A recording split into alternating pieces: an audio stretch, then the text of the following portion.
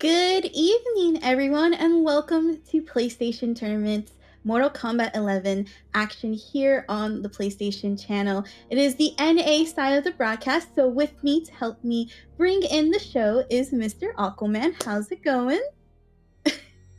Oh, I thought you were going to continue. I was just going to sit in the stance while you did the rest of the intro. Just praising the sun. It's all good. Continue. It's all good. Yeah. Good. Yep, absolutely. We're here to bring you the NA side of things. As always, right. It is just another month of action. And there you have it. We're ready to kick off into some amazing action. But before that, let's go ahead and talk a little bit about the format.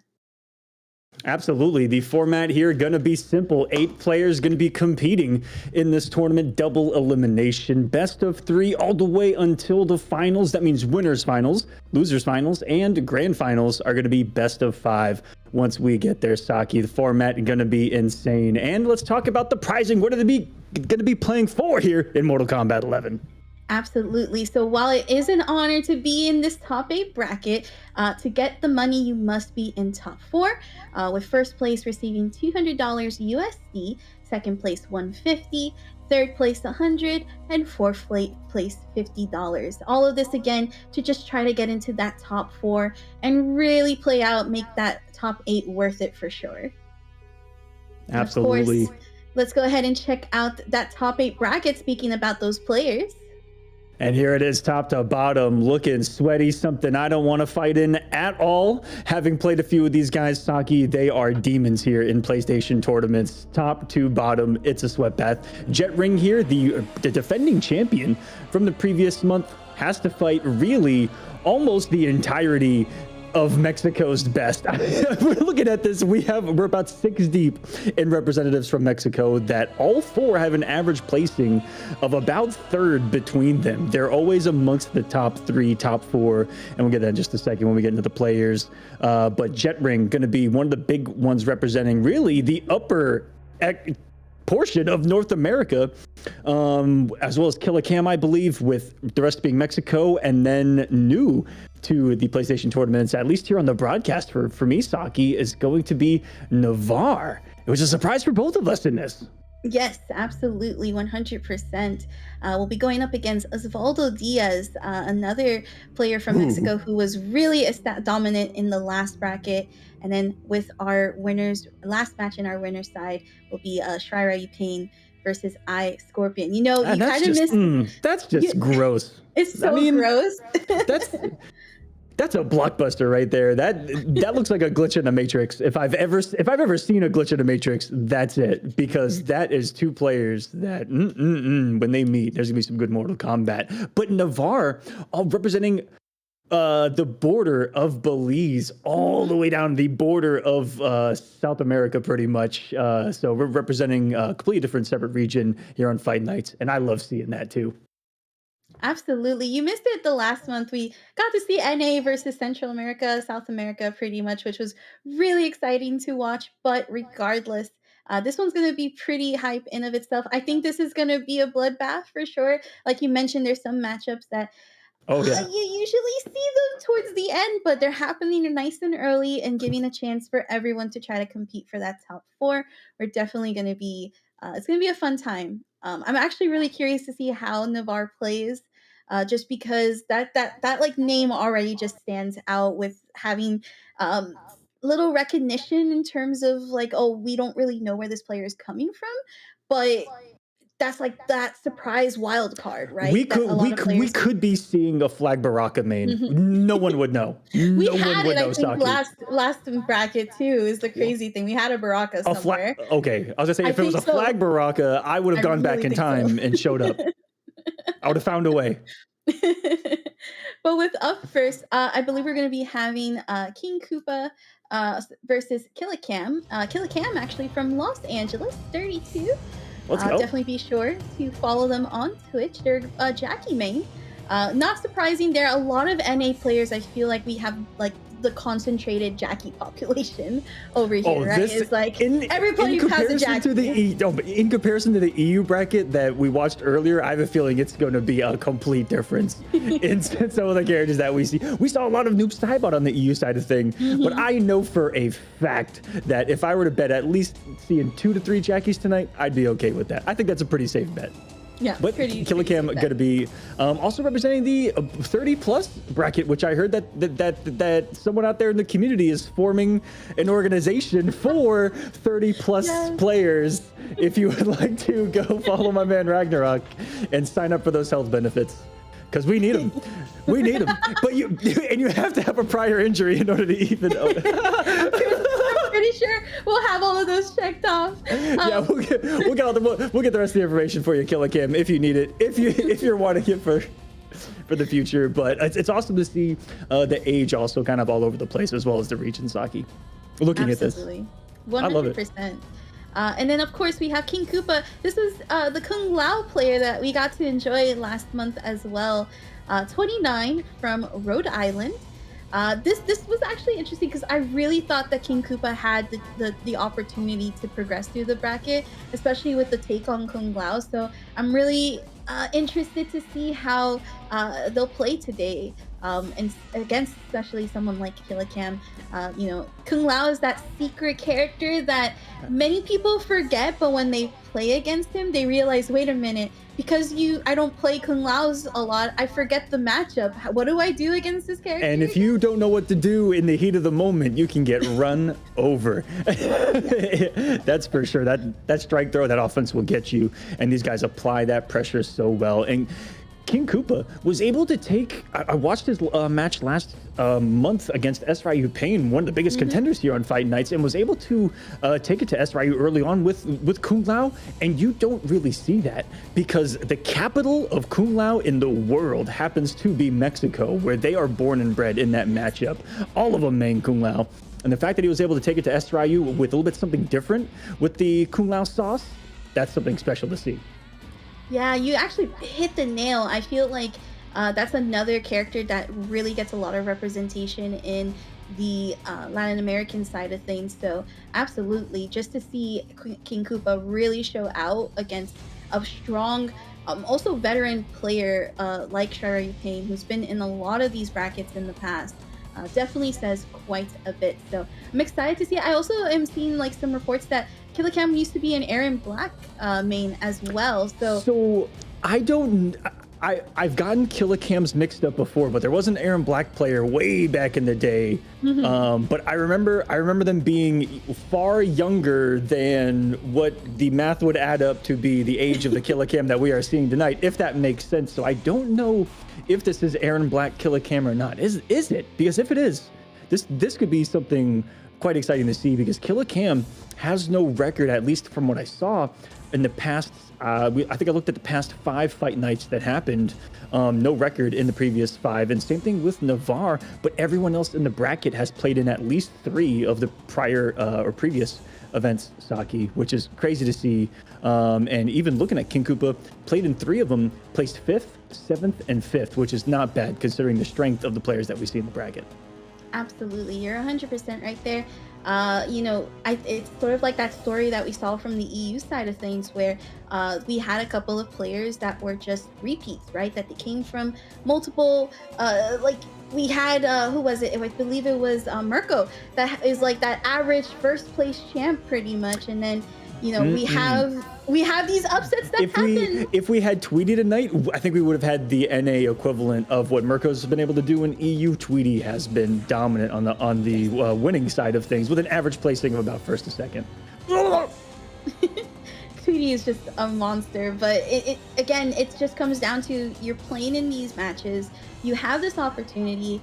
It's 3+ years now, right, with Mortal Kombat 11. It's about time you probably know these matchups to heart, and you definitely should have the sauce with your character way better than anyone else that's coming into the game and just still freshly new if they're just trying out Mortal Kombat, right? So definitely these brackets show a lot. We talked a little bit too in the EU side of things how, when we first started Mortal Kombat 11, we weren't really seeing the flawless blocks and the extra mind game layers, the matrix. What was it? No, it wasn't. We were not seeing the frame walkers. We were not seeing empty jump down to early on. That's all I'm gonna say. That is some deep 2022 to 2023 meta in MK11. Empty jump down 2 blew my mind the first time I saw it. Early jump kicks, confident anti-airs. I think that's one other thing too. Competent anti-airs, yes. Confident, but that also works. Oh, I thought you said competent. I was like, I mean, both do work in the, both are applicable. Both of them are working out perfectly for that. But there's just so much. Like, if you look at the Mortal Kombat 11 of today versus when the game first came out, which was right around this time, actually, if I'm not mistaken, it's such a difference seeing these players play. And again, you've spent so many hours on this game. You should be played differently. You should be already in past layer 1, layer 2. Many of these players have fought each other. They should already be hopping into like layer 3, layer 4 when they're seeing these matchups, unless they're trying to do like something completely different, where at which point, you know, if you're not having that's your where we get out, that's where we get so deep in the meta that what you guys see might be perceived as absolutely wild, ludicrous, ridiculous. Why would you ever do that? Why? Because they've played the matchup a billion times, and what might be crazy to you might just be the answer to something that someone's labbed a billion times over, and that one counter for it you never quite know. That's where we might be seeing like a full screen, you know, button press. It could be covering something that we don't even know. It could be baiting something that we don't even know. That's fighting games. Sometimes some moves that we say are like, oh, why would they do that? That was on purpose. That happens. You know, you're not in that situation. You're not in that player's mind just yet. So when we really look as commentators into these matches, we're always excited to see what exactly those players are trying to do and what exactly their mindset is. So once again, if you're just tuning in, we're going to be seeing Killa versus King Koopa, potentially a Jackie pick versus a Kung Lao pick. I know with King Koopa, I think we were seeing the Buzzsaw Kung Lao. That's been a variation that has just been so troublesome since the start of customs. Ooh. Oh, there it goes. Speaking of, I just set up a little bit. You did, I saw. I just see it here. One of my favorite things about fighting game tournaments in general is not anything that's happening really on the screen or anything I'm seeing. It's in the chat when someone or a group of people hype someone up that I don't really know anything about. And there's people hyping up Killa in the chat as the best Aaron Black in the world. Hold on a second. I'm ready to see what he brings to the table. Round 1. Oh, I was looking so forward to the Aaron Black intro. He always has the smoothest lines. He is one smooth gunslinger from Texas. That's right. Even though we may not have Texas boys in the bracket tonight, we are seeing them on the screen. Absolutely. Great down 4 check. Oh, has the mix-up too on that low gunshot. Goes for a jump kick, tries to get it down 1 check. Does get opened up by that hat projectile. But there goes the scud shot. Actually, a great matchup knowledge to show that the scud shot's going to be able to block out the hat. And that could cover both of the options that we've already seen from Koopa, which is the straight hat and the buzzsaw, both counting as the projectiles. And now Killa going with these quick mix-ups. I love it. Not taking any risks behind it. Let go, blocking the active frames, the buzzsaw, just sucking him in like a vacuum. Goes to teleport. Woo! Bringing out the acid too. Great setups. Probably tried to cancel into the scud shot. It's gonna look that it is an important part in this matchup, but using that meter to try to take back the turn is gonna be imperative here. Ooh, goes for the short hop, getting the damage, got the health lead. With double fatal blow, this is so scary. Quick mixes. Shock, we don't see another one, keeps it safe. Dude, a punish! That was a matchup knowledge returned by King Koopa. Woo! I was gonna say, when are you gonna start hopping that, King Koopa? That is a very slow load that doesn't necessarily frame trap like that. Gonna get hit by the wake up 3. We do get the crushing blow thanks to that string with the crushing blow. Again! And it looked like that was because there wasn't enough hit advantage of the up 3 to jail the high, which allowed the microduct to happen here. Hold this for a second. Oh, no! Oh, and getting opened up by the string, we're gonna go ahead and bring out those shots. Get a little bit closer to that rifle crushing blow. Goes for the hit advantage and brings out all of the bullets. And it didn't even kill. It did like 1% at the end. I expected one of those to do maybe a little more damage. That was... If only he had one more. Follows the hat in, and that was the most perfectly space-timed jump. He had to have labbed that. Who labs that? Who labs jump in, buzzsaw, follow, and teleport? Someone that has played this matchup apparently. 100%. We do have full screen range right now. Good block there. Saw that King Koopa was trying to delay the scud shot, interrupting the dive kick. And here we're just seeing pokes after pokes. And once again, the scud shot coming in clutch with the amp. Still a bit of space away, not going to go for the whiff punish. Oh, and this is just a... Oh! That was so great. That was awesome. Oh, not the tumbleweed, not the tumbleweed. I haven't seen that one yet. Oh my goodness. That You was know, that was a masterclass in control of momentum in that final round. Koopa looked like a deer in headlights the whole time. And what really looked to be the final nail in the coffin was the knockdown off of what was a sequence of a lot of button presses from Killa. Looked really comfortable, did a stagger, did a poke, and then did down 4 low shot, and everything hit. Everything hit Koopa in that instance, and then he was put full screen, and the health lead was gone at that point, but it looked like it was a scramble where he got caught pressing. And Killa, that control and those active frames of Aaron Black's, the wildness of his own, looking good early on. yeah, King Koopa is not really responding. Like we only saw once that King Koopa was able to jump out of that low gunshot. Not too sure if it's just because it's just unfamiliar to that low gunshot. I'm hoping to see that adaptation happening. Also, just really great patience from Killa, looking really, really strong on this Aaron Black that we really don't really see. But there goes that counter hit, interrupting the Z hat. Very risky. I love when players are just saying, no, you're not getting away with that fake startup. And I think that he whiffed a normal of Aaron Black's. That was so weird that he didn't know if it was even going to whiff punish. So he didn't commit to it on the back one. But he resets neutral here. Do it forbidden strings into a forbidden conversion. That was hot. It's such a weird animation seeing the kick go slow, but that pickup was gorgeous.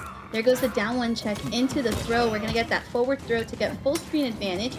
Asset fully far out, and we're going to try to use all of the bullets on the gun. Only 1 bullet left. Cancel slide. That's another thing too. King Koopa's not reacting to those slide cancels and getting opened up by those grabs every time. And hook, line, and sinker on the dot damage there. Puts the acid down, ground is lava, immediately does an instant jump kick, takes over the sky as well. Beautiful closeout by by Killa. And now 1 for a match point. Remember, keep in mind, best of 3 here early on. Exactly. Just the fact that this is a best of 3, you cannot be playing with such carefulness. Sometimes you have to take those risks, and it's been working out for Killa. Blocking this Z hat right now. Tries to do a down 1 check a little bit too out space. There it goes, the set shot. Once again, interrupting that startup on the Z hat. And just, again, those challenges so crucial for these matches. Absolutely. Can he get it? No, doesn't challenge it.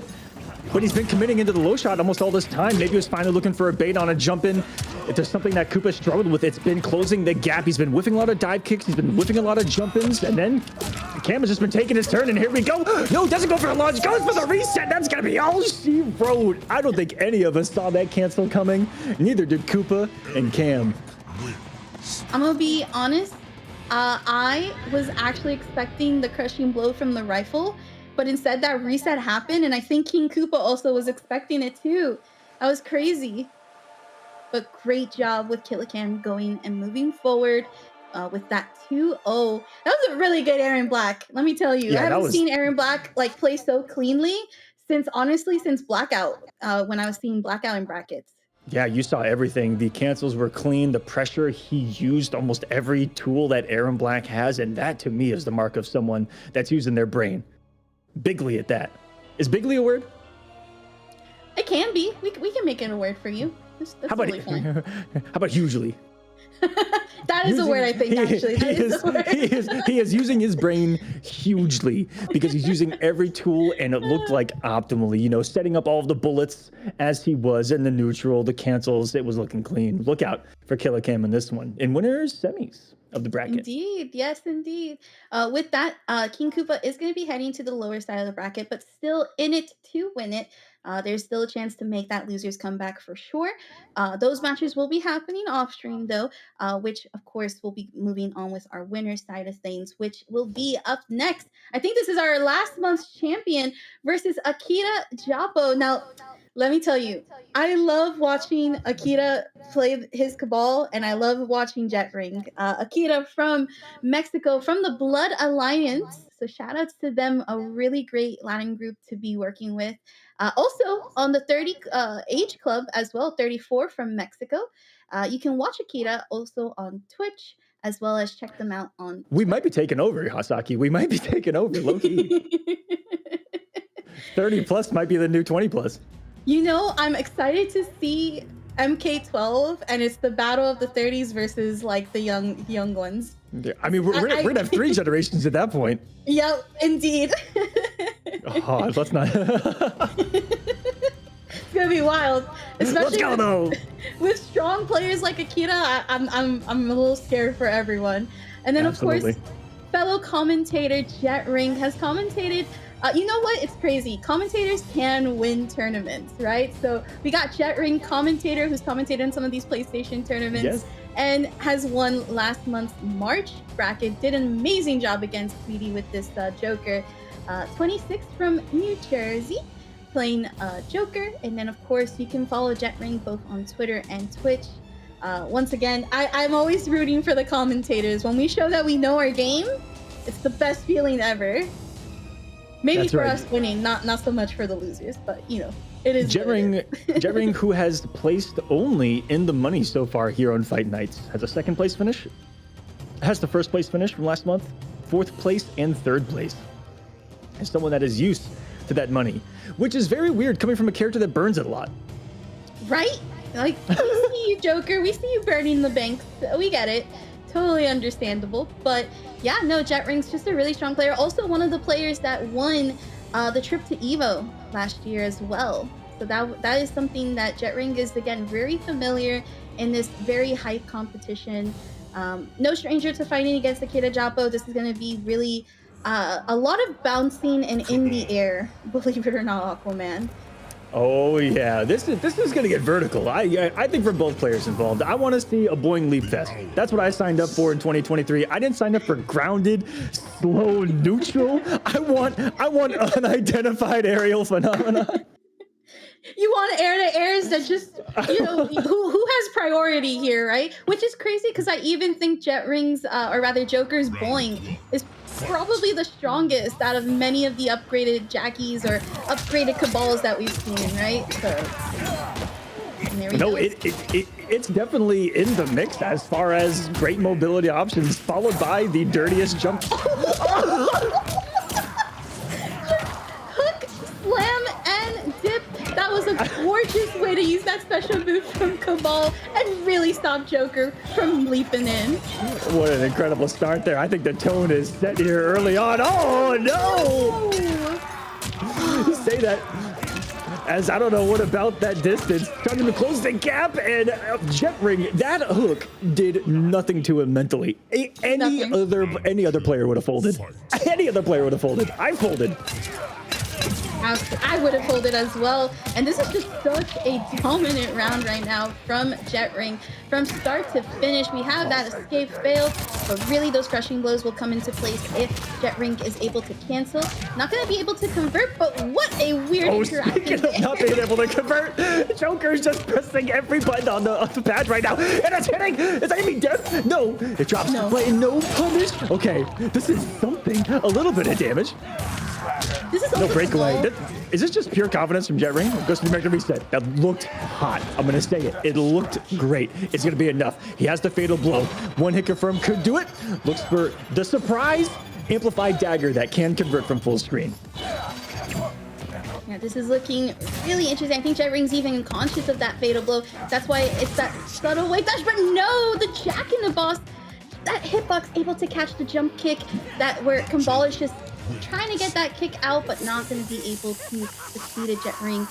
Taking this first game very quickly, too. These two characters play with insane amount of damage when it comes to their opties, and Jet Ring really established that, no, I have control of these matches, not you today, Akita. Absolutely. Those Jack in the Boxes did a wonderful job of stopping, I think, every single air gas blast that we saw. He just met him with a launcher. Here, have a nice day. And that last one, down to like the frame. Cabal's jump kick was inside Joker's mouth, ready to add one of those marks on. But the Jack in the Box came in to save the day. Can it do it more so in this matchup? Joppo, probably just getting warmed up. I don't know. It really may have come down to that early risk that he let the full screen Nomad Dash rip after, making the godlike reaction with the hook slam. Everything was looking good. All of a sudden found himself out of the corner and down off of that Nomad Dash. I didn't like that early on. Let's see if he wants to get risky or more aggressive here early on. Yeah, or keep it. Oh, no, we're just going to keep that risk, and it worked perfectly. Round start, Nomad Dash for Akita Joppo. I like it. I love it. We got our answer pretty early on, Saki. Was it going to be a little bit of madness? Absolutely, and it pays off. But we saw first blood go Joppo's way last time, and Jetring No! again. Joppo tries to make that hard read, but that is full screen, so you're gonna react to that. Great whip punish though from Jetring, catching Akita. Joppo trying to take the turn, and we're just gonna see that push to the corner using the projectiles, but not gonna be able to. Getting out of this corner and getting the side switch as well. Joppo's done himself real nice now. Doesn't overcommit, not moving forward at all. And wow, Jetring close the gap, but where'd that draw? Just the stand one, wasn't able to get anything off of it, allowing Joppo to get a punish. Had an opportunity there to Jetring though. That one stand one conversion, I mean, anything in a fatal blow was death. And another big read from Akita to try to go for the hook slam, but getting interrupted by the forward two of Jokers. Once again, that is a very scary read, but still, Akita Joppo trying to make some of these pickups happen. Having to block in this neutral and then bring out the projectiles. Hopping over the Jack-in-the-Box, a great way to use that leap. But again, Jetring just timing in with that damage. You need to be careful. You be careful with both these characters with those big old normals. The poor henchman. Some of these reads from Jetring are just like out of control. There's a throw tech, almost getting hit by that forward two. It's crazy how much has happened, but no damage has really hit the board besides these 90% or the 90 damaging projectiles, single hitting normals. No conversion. That's gonna be meaty though into some dirty plus frames, and it's not gonna be your turn. No bar. Went for the swaggy optimal of the stand four. A lot of jokers dropped that in the heat of the moment, but Jetring says, I'm the defending champion, and if I'm gonna take this, I'm gonna take this in style. Absolutely, that was a really clean combo to end the round, and this is potential set point for Jetring, but Akita Joppo trying to get out of this corner and able to do so. Gonna use the projectile to get that hard knockdown, but losing the air-to-air as Jetring tries to come in closer, does get whiff punished in time with that jump kick. And Akita Joppo trying to push Jetring to the corner. That was such a low gas. That was so good. That was un-anti-airable. This is crushing blow. No!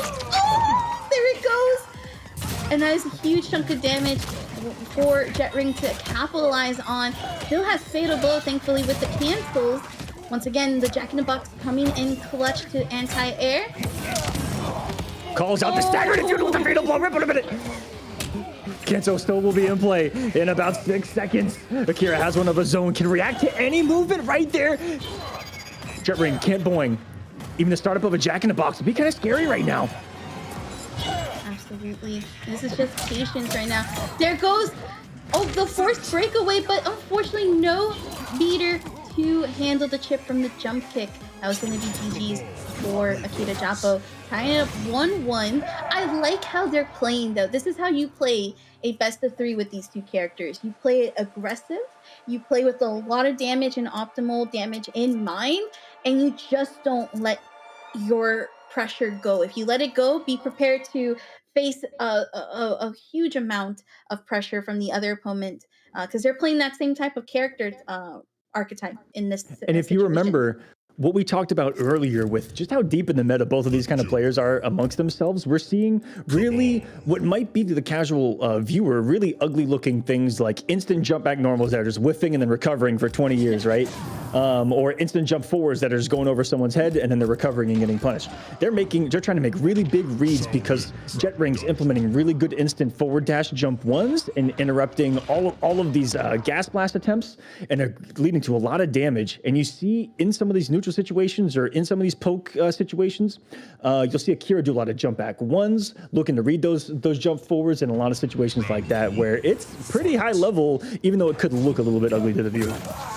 Absolutely. And I think, oh my god. Now that doesn't have the crushing blow just because it's not loaded up just yet. But that's one thing that I love seeing about Jetring is that does this work? And we have the low gunshot, so this is actually a change in variation, if I'm not mistaken. And I'm not sure why you would bring it against Cabal either, who's almost never going to be blocking on the ground full screen. Maybe? Maybe. And we do get the boing coming out. There goes Jack in the Box Once again, we're at this full screen range. Does get hit by Cabal's projectile. Going and grabbing Akira, probably a little bit scared since that was really close when he jumped. Ooh, look at the range that Cabal is a threat right there. I thought that he was not going to be able to reach. No, 3/4 screen, he's coming in hot. That is definitely going to be quite scary. Tries to go for a second boing, but the projectile stopping Jet Ring from doing so. Oh, we're going to jump over the projectile from Cabal, but not going to be able to punish it. Oh, this matchup's so highly mobile, and those air-to-airs are going back and forth, back and forth. 2 of them are loaded right now, and it's 3 to Charm, 3's the KB, right? It's been a while. Yeah, it's 3 to KB. So, oh no, stop! Are you okay? Oh, we have seen things go overneath things that I haven't seen things go overneath things before. Twice, Cabal has gone over the Jack in Box, and now Joker just kind of goes overneath his Fatal Blow. This is happening right now. Now, we do see Akira Joppo not using the crushing blow off of the hook slam because of the armor break. I think this is actually a great choice for Akita. Has quite a bit of damage coming in. 39%. Tries to go for the short hop read. Getting open though. We are not gonna see the crushing blow. This is actually the 3rd metered slam from Joker, but great with punish and didn't need to use any resources either. And we are once again tied up in this last game. What a sequence by Akira there at the end. Went in with the Jean-Claude Van Damme roundhouse. Ended up KB, what a read to start that match. And that's that amplified buzzsaw. You see him throw it a lot. And because you never know, there's the implication that it may hit and get a KB like that. It may counter hit something. Beautiful by Akira. This is putting the pressure on Jet Ring early, but those air dares have not gone his way late in the game. Those boing normals are beating Cabal in the air. Yeah, it seems like Akita keeps getting opened up. Tries to go for the American reset once again, but not going to be able to. That throw is whiffing. Be careful of the Jack in the Box coming down from above. They get hit the last time when that happened. There's a gorgeous sequence by Jet Ring, keeping that safe, keeping it plus, keeping it his turn. But Akira found himself out of the corner and still has that Fatal Blow. And if he's not afraid to do Nomad Dash, I know he's not afraid to do Fatal Blow. Great flawless block from Akita, and we're just going to cancel into Fatal Blow. Now, I think this might kill because of Joker's 950 health. 2 hits, 1, 2. No. Still alive. The Clown Prince of Gotham. Oh, Gonna get punished for that, and I think that's what it may have come down to, Saki. That low gunshot got him burned more than it helped. Yeah, where we didn't see it in the first 2 matches, that started being the play. But it's also like you mentioned at the start of this match. When is Cabal going to be blocking those low gunshots if he's always in the air? So that was actually a very good call out from Akita to punish, moving on 2-1 over Jet Ring. But what a back and forth again between these 2 characters, these 2 players. We saw things that we didn't expect were going to happen, and they happened. I haven't seen a lot of what happened in that match. That was all new. That was the Akira Jet Ring special from start to end. Beautiful, beautiful Mortal Kombat, guys. Getting Jack in the Box to whiff is something that blows my mind every time, and let alone to do it twice in a match as if he knew the timing on his jump, looked where it was, try to get that, it's all hard to do because you have to actually know where that thing's going to be at the peak of its thing, at the, lowest point of its bounce, of its boing, as it were.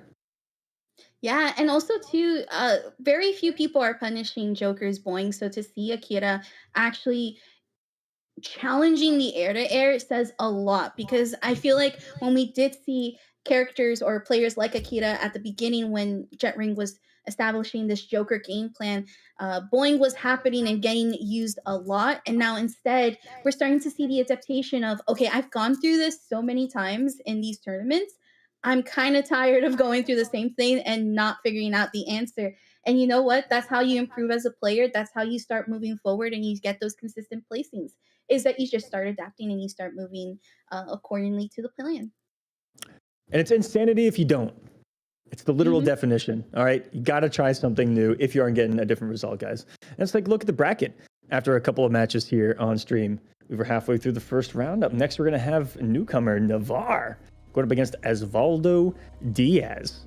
Not a lot of information. So Navarre, we're going to be learning a lot about on the fly here. And Osvaldo has competed in a lot of the fight nights, has placed really well. Third, was runner-up last month, got second place in another month as well. Has placed seventh, fifth, has been all over the place, rocking Cetrion and Jackie from what I see. And it was Cetrion that we saw a lot in the previous month. And it was in a lot of the matchups against Jet Ring and that Joker, giving him trouble. Absolutely. I also think Liu Kang has been in the mix as well for Osvaldo. Ooh. So Osvaldo's been one of those players that has been trying to reach that same level as Ryu and Ice Scorpion, really trying his best to make it out to the top and actually become consistent. And part of the 23 club from Mexico, Morelia. You can follow Osvaldo on Twitter and Twitch. Again, really strong player. I'm not going to be surprised if we do see him in these like later matches going through the bracket.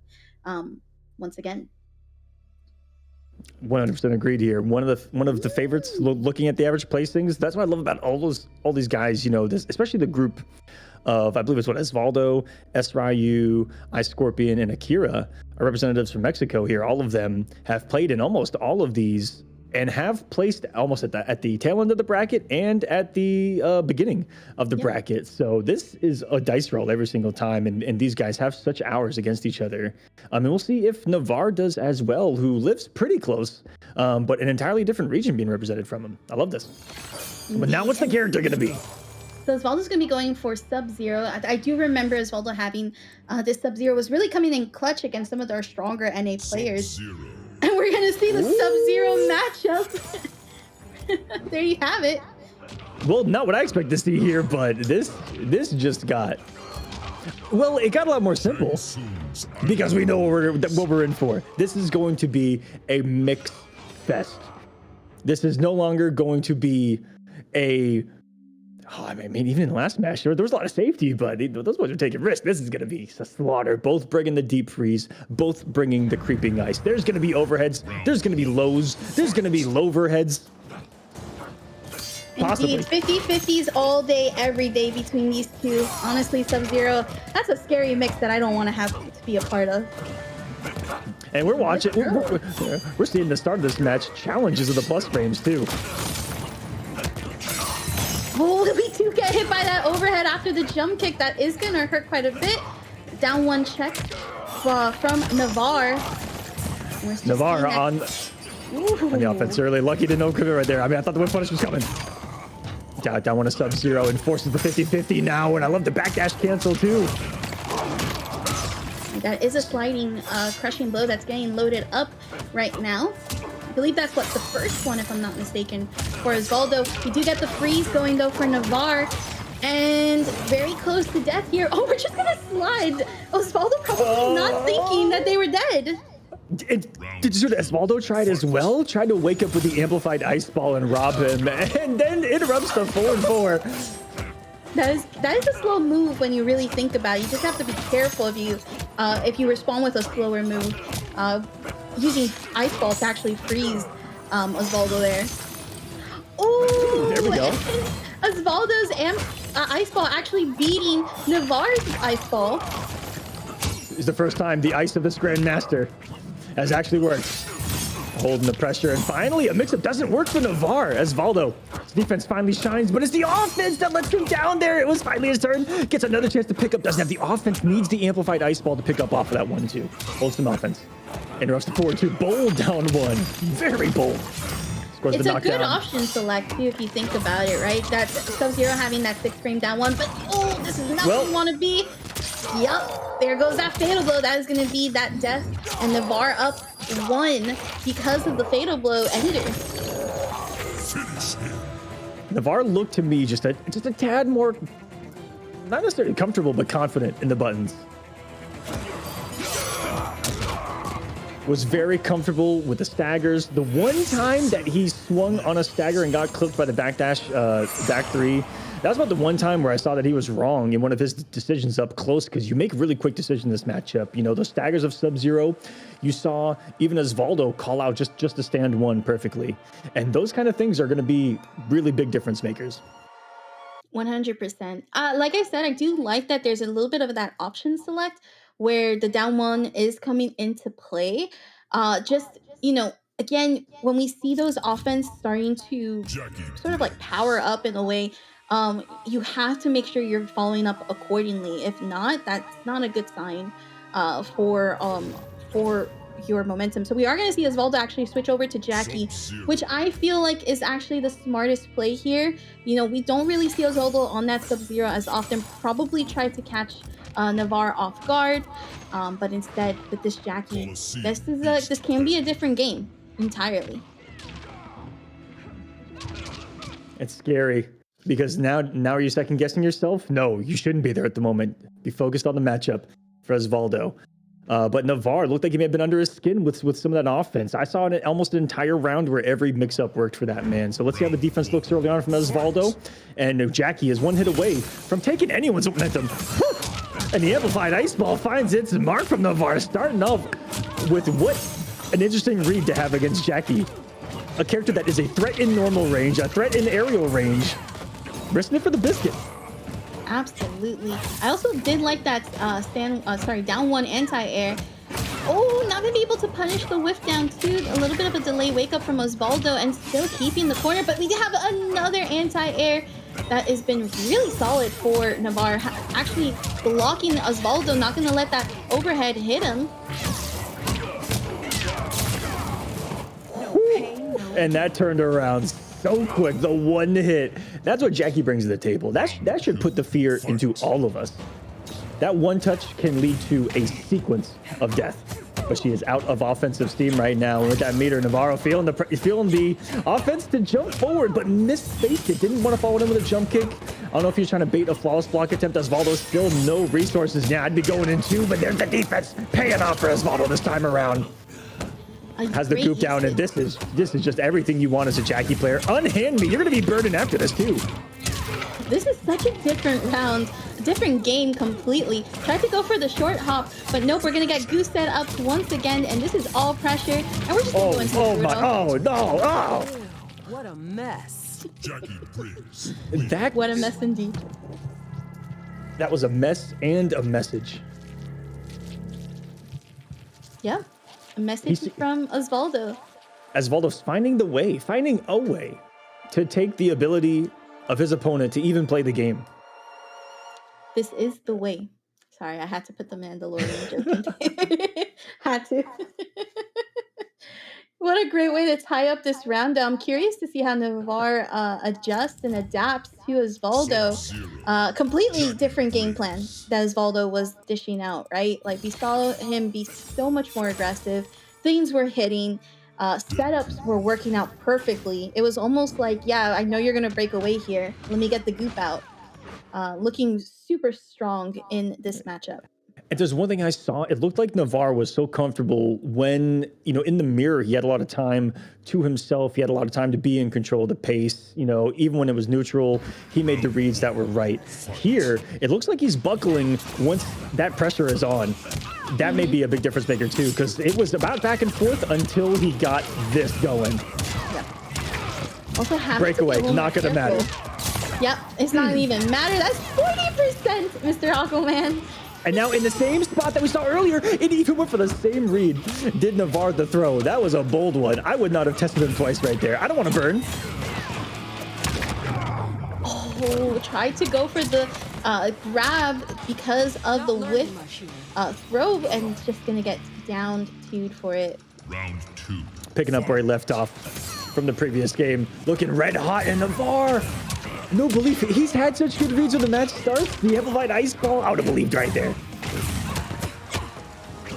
Having to pick up some defense here. Finally gets a jump in and able to actually get a little bit of side switch. Starts enforcing that overhead a little bit more and looking a little bit even on this health right now. I don't even think that we could see the jump one that hit him. Yep. Not coming out at the last second. And then the shrapnel gonna be close to the damage as that goo is on you and burning. He's gonna put one on the ground. Needs to be careful of the amplified ice ball. One more coming. Now, can Sub-Zero do anything? Chip is an issue. No down one grease kick, and it's going to be one more goop for the road as Osvaldo making the switch to Jackie makes the comeback happen. The Sub-Zero mirror wasn't going to do it, but goes home to Jacqueline Bay Briggs. Look at those guns. She's looking ripped. Definitely looking really good with that, Jackie. You know, I think that sometimes I wonder why go with like that Sub-Zero pick from the start, but I think it's more of just like kind of getting comfortable. It's your first match of the bracket. You're trying to figure out who Navarre is, right? That's been a player that, despite what the matchup was happening, was playing really strong. But what a great way to use that Sub-Zero to just test the waters and then switch over to the Pride and True. And do really well with Jackie as well. So very good stuff there from Osvaldo. We'll be moving on and to our winners semis, whereas Navarre will be heading down to the lower side. Like I said, this does mean that those lower matches won't be streamed. However, they're going to be happening off stream, and there's still that chance for that comeback to happen. Yeah, I really like what I saw in the adjustments from Osvaldo. We saw in game one, I don't know. I can only make a read as to, what was inside his mind.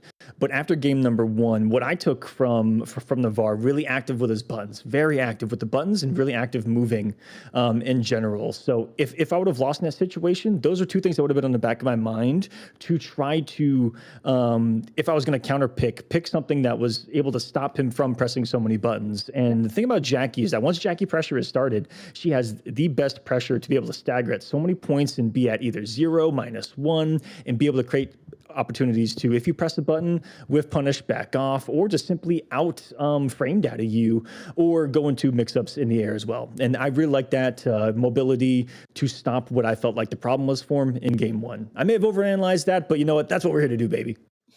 Yes, indeed. I also think too that there were just some risks that were happening, like those ice balls that really costed Navarre those matches, especially because that is punishable if you're blocking. If you're also blocking those overheads, once again punishable. So, good job to both players. We'll be heading to our next winners match. This is going to be the last winners match in our round one top 8. This one I'm excited. So I am a huge fan of both of these players. This one's super OP. So the first one is SRU Pain. I know it's probably like not the full SRU, but I like calling him SRU Pain. 23 from Mexico. Is that what it's short for? I feel like it is, but I'm pretty sure he's going to tell me this whole time. It's not. We'll find out. From Mexico, you can follow Pain from on Twitter as well as Twitch. Really good Cabal main. I know has a Jackie as well. Just a very established dominant player. I have seen him also play in other brackets. Kotal Khan, Liu Kang. Yeah, has it all pretty much. Kotal is the other character too that I have seen him whip out and has worked very, very well. Yeah, has a nasty Kotal Khan too. Watched it in action during the last broadcast that you were in Saki, and the anti-airs were there, the damage is there. He praises the sun. And if you praise the sun with Kotal Khan, good things can happen. Absolutely. And then, of course, this one's actually I'm a little biased because Scorpion has played in my tournament, Sakura Shrines, both in Mortal Kombat, Guilty Gear Strive, and King of Fighters. If this is not the perfect example of a player who has visited all the genres and has actually checked out all of the communities, Scorpion right here. 22 from Mexico City. You can find Scorpion from on Twitter at @ScorpyFake, and then on Twitch at iScorpionFGC. Probably one of my favorite players once again. Yeah, Scorpion, a menace there from Mexico City, has been winning PlayStation tournaments since they started here in Mortal Kombat 11. Yeah, one of the favorites, plays the cast. No real main other than Jackie at the moment, but I have seen Scorpion win weeks of PlayStation tournaments, almost random selected times. Set you on one week, Frost another week, and you're like, wait, what's going on here? Scorpion's got that skill. Yeah, Scorpion's also one of those players that has like probably the most interesting picks on characters. Like he plays characters that have low health, are really tough to actually. Sonya too. Does Yes, exactly. Ice Scorpion is not afraid to break out Sonya. I remember that one the last time I was on here. Ooh. Yeah, and then of course you have SRU Pain, who's just really great at with Cabal, Jackie, picking those really strong upper echelon characters and then doing really well with them. What I really would like to see is how these two players play against each other, because essentially we might be seeing those mirror matches happen. I hope so. I hope we get some kind of mirror tonight, whether it be Jackie, which has high probability, but Ice Scorpion is known to mirror a lot of people just because. We saw Ice Scorpion v Mighty Unjust for 900 weeks in a row. I think it was in PlayStation tournaments. If the stat guys want to correct me on that, I know I'm close. I'm right there. But yeah, we've seen some craziness from him for sure. Against SRU, we never know too, because they could be on meta layer 10,000 if they're training partners coming into this. We definitely could see that Mama Blade come into play. That's what I'm hoping for anyway. I think if we look at it that it's a best of 3, plus on top of the fact that it's a it's these two players, either you're going for the meta and knock it right out of the park, just deal with the mirror matches and take what you can, or come out with something surprising and take risks that it's going to be hard to adjust to. That's the scary thing about best of 3 matches. Yeah, it's like anything can happen. And SRU does love that kind of quick cold play of using the totem, going for the huge damage, the huge unclashable damage, put up a couple totems and kill them in 2 combos. Loves to go for Kodokan early on in matches like this, where he'll go Kodokan, just see how it feels, and then go to like a Cabal. And I do see that a lot against these players, where he'll play with something. Last month it was Liu Kang that he kept kind of testing early on, then he would go to Kodal, then he would go to Cabal. So maybe he's testing some new waters tonight. Who knows? Who knows what waters SRU Pain swims in at night? which has nothing to do with anything. Unless you're like Kodo bathing in the sunlight, then that's like a little bit different, right? Or if you're like Cabal bathing in the gas, there's some ways that we can really spin that. But for sure, I definitely agree with you. And then sometimes I just say stuff. Okay, it just comes out.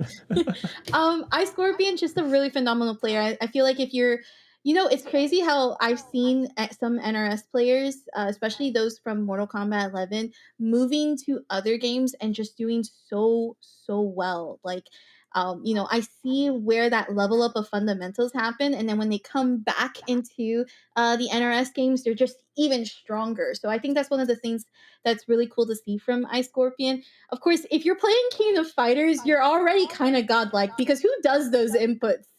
Yeah. Who does those short hops? Who does those rolls? Let's call it what it is. If you can execute in King of Fighters, you can execute in any fighting game. Yep, exactly.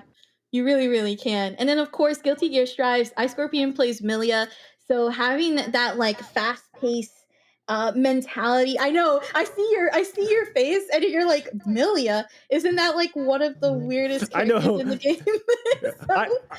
I've also been around, and I know Milia from this Guilty Gear and the previous Guilty Gear, and I have seen what Milia can do. And there you have it. And I know what it is. I know in one word. Set play. Yep, set play. Set play every single day. So not surprising that we're probably going to see that set play happen with Jackie. Yeah, if there's one thing I know about Ice Scorpion is he doesn't like his opponent taking a turn. I mean, who does though? Let's be honest. Who does giving turns? That's true. Back? That's true. And maybe he just has the will stronger than we do. We are gonna see the Cabal versus Jackie matchup.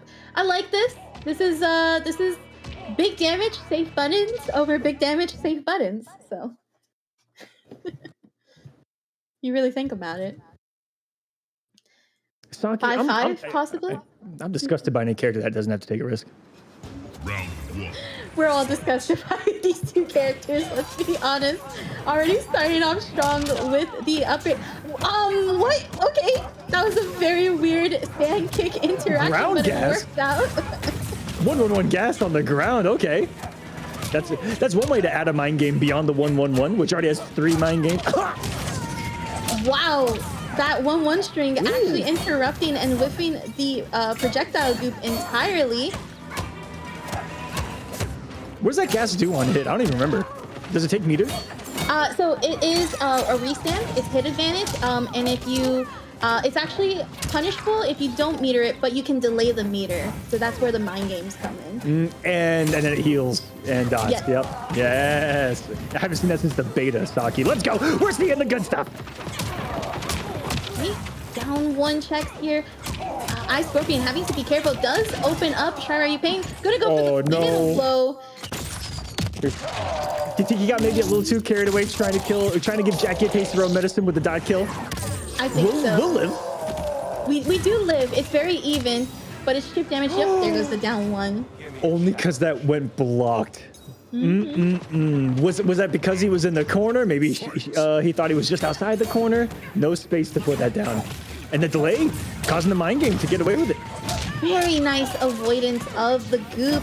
And actually keeping the corner pressure here. Does get hit by the throw, and Ice Scorpion going to be able to get out of the corner and start some pressure. Yeah, that was off of an immediate flawless block of the jump into almost get a punish on it, if I'm not mistaken. I like that flawless block. Tries to get out of the corner. Still going to get hit by that dot damage. We do get the side switch though. Not anymore. And there it goes. The hook Yep. stance. Thought the Brave was coming instead. Use defensive bar for the roll away. Gets away from the dots. This is crazy. Still able to flawless block. After whiffing the normal, did SRU. Oh, sorry, did Ice Scorpion there? Walks up, sent that 1-1 with his face. Oh, sorry, with his chest. The Rondo Man dash! Oh my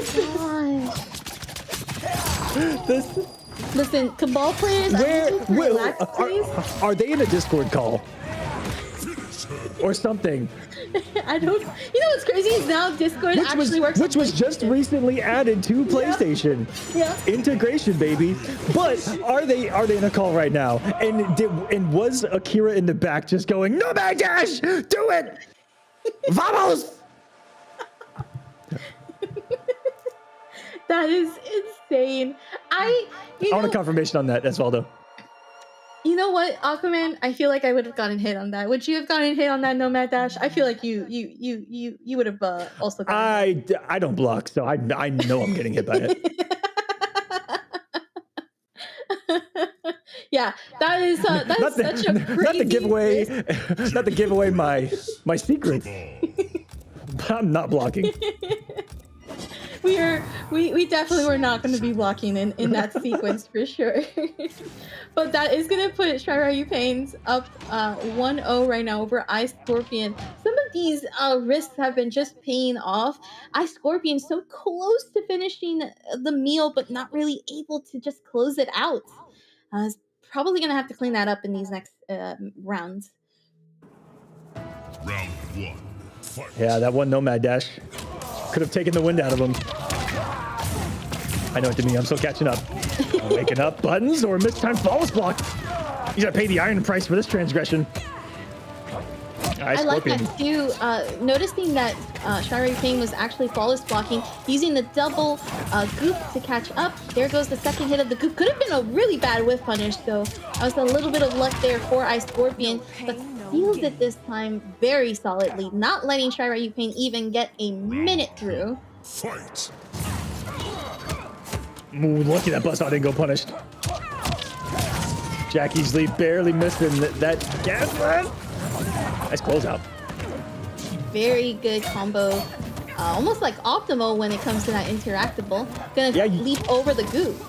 You see a lot of people drop that because of how unconventional that launch is in this game. The Spinneroonie back to the corner. You don't want to get it here. That's gonna be lights out with Cabal's damage here. Interrupts. Hey, that's the trick of that gas right there, Mr. Aquaman. It's the fact that you don't know it can be punished, but as well as it has a really good recovery to it too. So, really good stuff there from SRU. Great defense. Oh my goodness. Oh my goodness. Yep, the down 2 is going to get punished with the down 1. It is still close enough to do so. I was on the edge of my seat because I know what this man's capable of. You know what this man's capable of. I do. I do indeed. Almost had it too. All of us.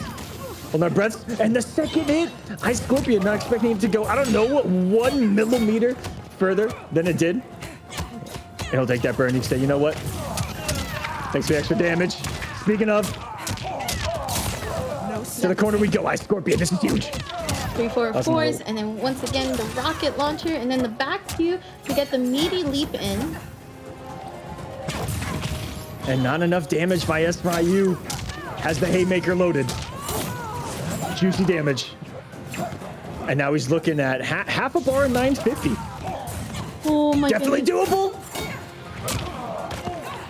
Picking up really quickly. Those down one checks being very crucial. Brings out the gas to get some space. Misses the rocket launch. Oh, but the full distance and Ice Scorpion getting the crushing blow. I had so many scenarios in the back of my head that could have been for the win, and I didn't think that it would be the highest risk one possible. The highest risk one possible with the dash punch. I honestly saw that and I was like, is that really gonna hit? Is that full distance? Is it just nope, it is full distance, and that is a full crushing blow. The audacity, but didn't he just whiff one the other way too? I think yes, that was like, oh, I whiffed it. Okay, let me try again. You know what? Like a reptile player, just mash and dash everywhere. Okay. Sometimes it works. Sometimes you just gotta say, hey, what do I have to lose? And that's what Ice Scorpion said. What do I have to lose? And we are going into game number. Sometimes only sometimes does fortune favor the bold. It favored SRU with the Nomad Dash. Now it favored Ice Scorpion. It's a little bit of a 50-50 RNG there. That's the best kind of RNG here. Lady No Luck change. being on the side. No change in variation here, guys. No change in character. It's just going to be a best of one now. First of one. We're moving on to semifinals. To set our semifinals. Great opening start here for SRU to get that hit. And we also are on the stage. Oh, what an up two. That is 38% that you don't want to be a part of. Oh no! The Nomad Dash at the ender. Had the floss block too. But no defensive bar to follow up. This is huge for Ice Scorpion. Oh, SRU, this is falling apart. Quickly, the pushback of the gas. Hasn't done a lot. That's going to be a pickup. Ice Scorpion has done a lot of down twos early, as if he's reading that, as if he knows that gas blast is going to put him more vertical above him. And we saw that in the corner earlier. Love that. That's pretty good matchup. You see Kodal's implement it. You see Kodal Khan's implemented a lot because it takes a down two that has a lot of verticalness to it. Whoa! Too slow. Some of these down one checks definitely catching Ice Scorpion off guard. SRU really. Oh, there he goes again! Forcing the breakaway. And a really good positioning for it, but no! Was 2+ on the rocket dash. Or maybe they've done it too early, trying to catch a wake-up button or a wake-up panic. Nice conversion here by SRU. And that'll be the round. Now a double match point for both out of nowhere. Fight. SRU saying, just smile, tries to stop a button with this down 4 and gets enough time on the field even afterwards to jump over. And look at the damage, 225 in the corner. Doesn't amplify the mind game, but the fact that Scorpion challenged it, Saki says a lot. Absolutely. And this is going to be really just a slugfest between these two. A whiff down 2 definitely was too early for Ice Scorpion and able to actually get some damage in, even forcing the breakaway to go away. There goes the back 2 into the down 1 check, and this is Jackie's pressure right now. Great air-to-air, actually catching Cabal's jump 2 after its recovery. Can't go forward now, and that was a glorious flawless block. That may be a game winner if I've ever seen one, but he needs one, maybe a couple of more reads to Saki, giving Ice Scorpion some resources. How much meter's on the table for Ice Scorpion? Nothing! This is a crazy situation for both of them. We're resourceless. Even. Yep. Pretty much even. It's 1 hit. There goes the rocket punch, the anti-air. Oh no, but gets grabbed, and this is all SRU has ridden. taking the game with that throw. Wow. A misspaced forward jump, maybe tried to Sistine Chapel Ultra, David reach him with the jump one at the last second. May have done it too late because we didn't really see the jump one come out. It almost looked like an empty jump. And in that weird awkwardness where he didn't block a jump in, SRU says, wait a minute, nothing happened. Grab. Good recognition of the moment. Very, very good recognition. That was going to take SRU over, moving on to the winner semis 2-1. You know what? This is exactly what we were talking about earlier, what the results were going to look like in terms of the back and forth between these two players. So honestly, good games between these two. Like, I'm not surprised at all at how, like, last round, last position, just all hands on deck. Definitely really good job. Almost every time between these guys. And I expect a few more for sure, as SRU will be moving on. Definitely. And with that, we're going to take a look at the bracket. So we did just finish our round one winners. We have also some updates, but starting up first, we're going to see in our winners semis, Killa versus Akita Joppo. That's going to be a very hype match. That's going to be Aaron Black versus Cabal. Ooh, my goodness. And then in our second winner semis, we're going to see Osvaldo Diaz versus SRU Pain. And then on our loser side, we do have the update that Jet Ring has progressed, beating King Koopa 2-0. And then, of course, we're going to see Ice Scorpion and Navarre going at it off stream, trying to make those loser comebacks happen. And SRU looking for a little bit of vengeance from last month's Fight Nights, as Osvaldo is who put SRU into the lower bracket. They didn't fight again, but Osvaldo Diaz 2-0 over SRU just last month. So there's gonna be some extra juice in that air tonight, I hope. Oh, for sure. I'm excited to see it. You know, these matches are just hype one after the other. It's very stressful. It is very fun to watch though at the same time. It's like, perfect. And again, looking at Killa and Akita Joppo as being our next match, I'm not going to be surprised if we're going to see this clean Aaron once again. We were talking a little bit earlier. I love it. I haven't seen an Aaron Black that has played so clean in quite some time, and that's really just because, you know, it's how the meta is right now, right? When you're looking at how all of these characters are playing, some people are just favoring that comfortability with those top 5 characters, top 10 characters, and not really risking to go for these more, I would even say, characters that just straight up outplay. Yeah, and maybe just a touch unconventional, still has the tools to win. Just different from the top tier, and dare I say, in a setting like this, Saki online, Aaron Black puts the fear in you just on that alone. Because this character makes you feel... Stop. No. We saw this happen last month, and this did not work out well. Are we really going with Queen of Shogun? We really are. Oh my god. I can't believe it.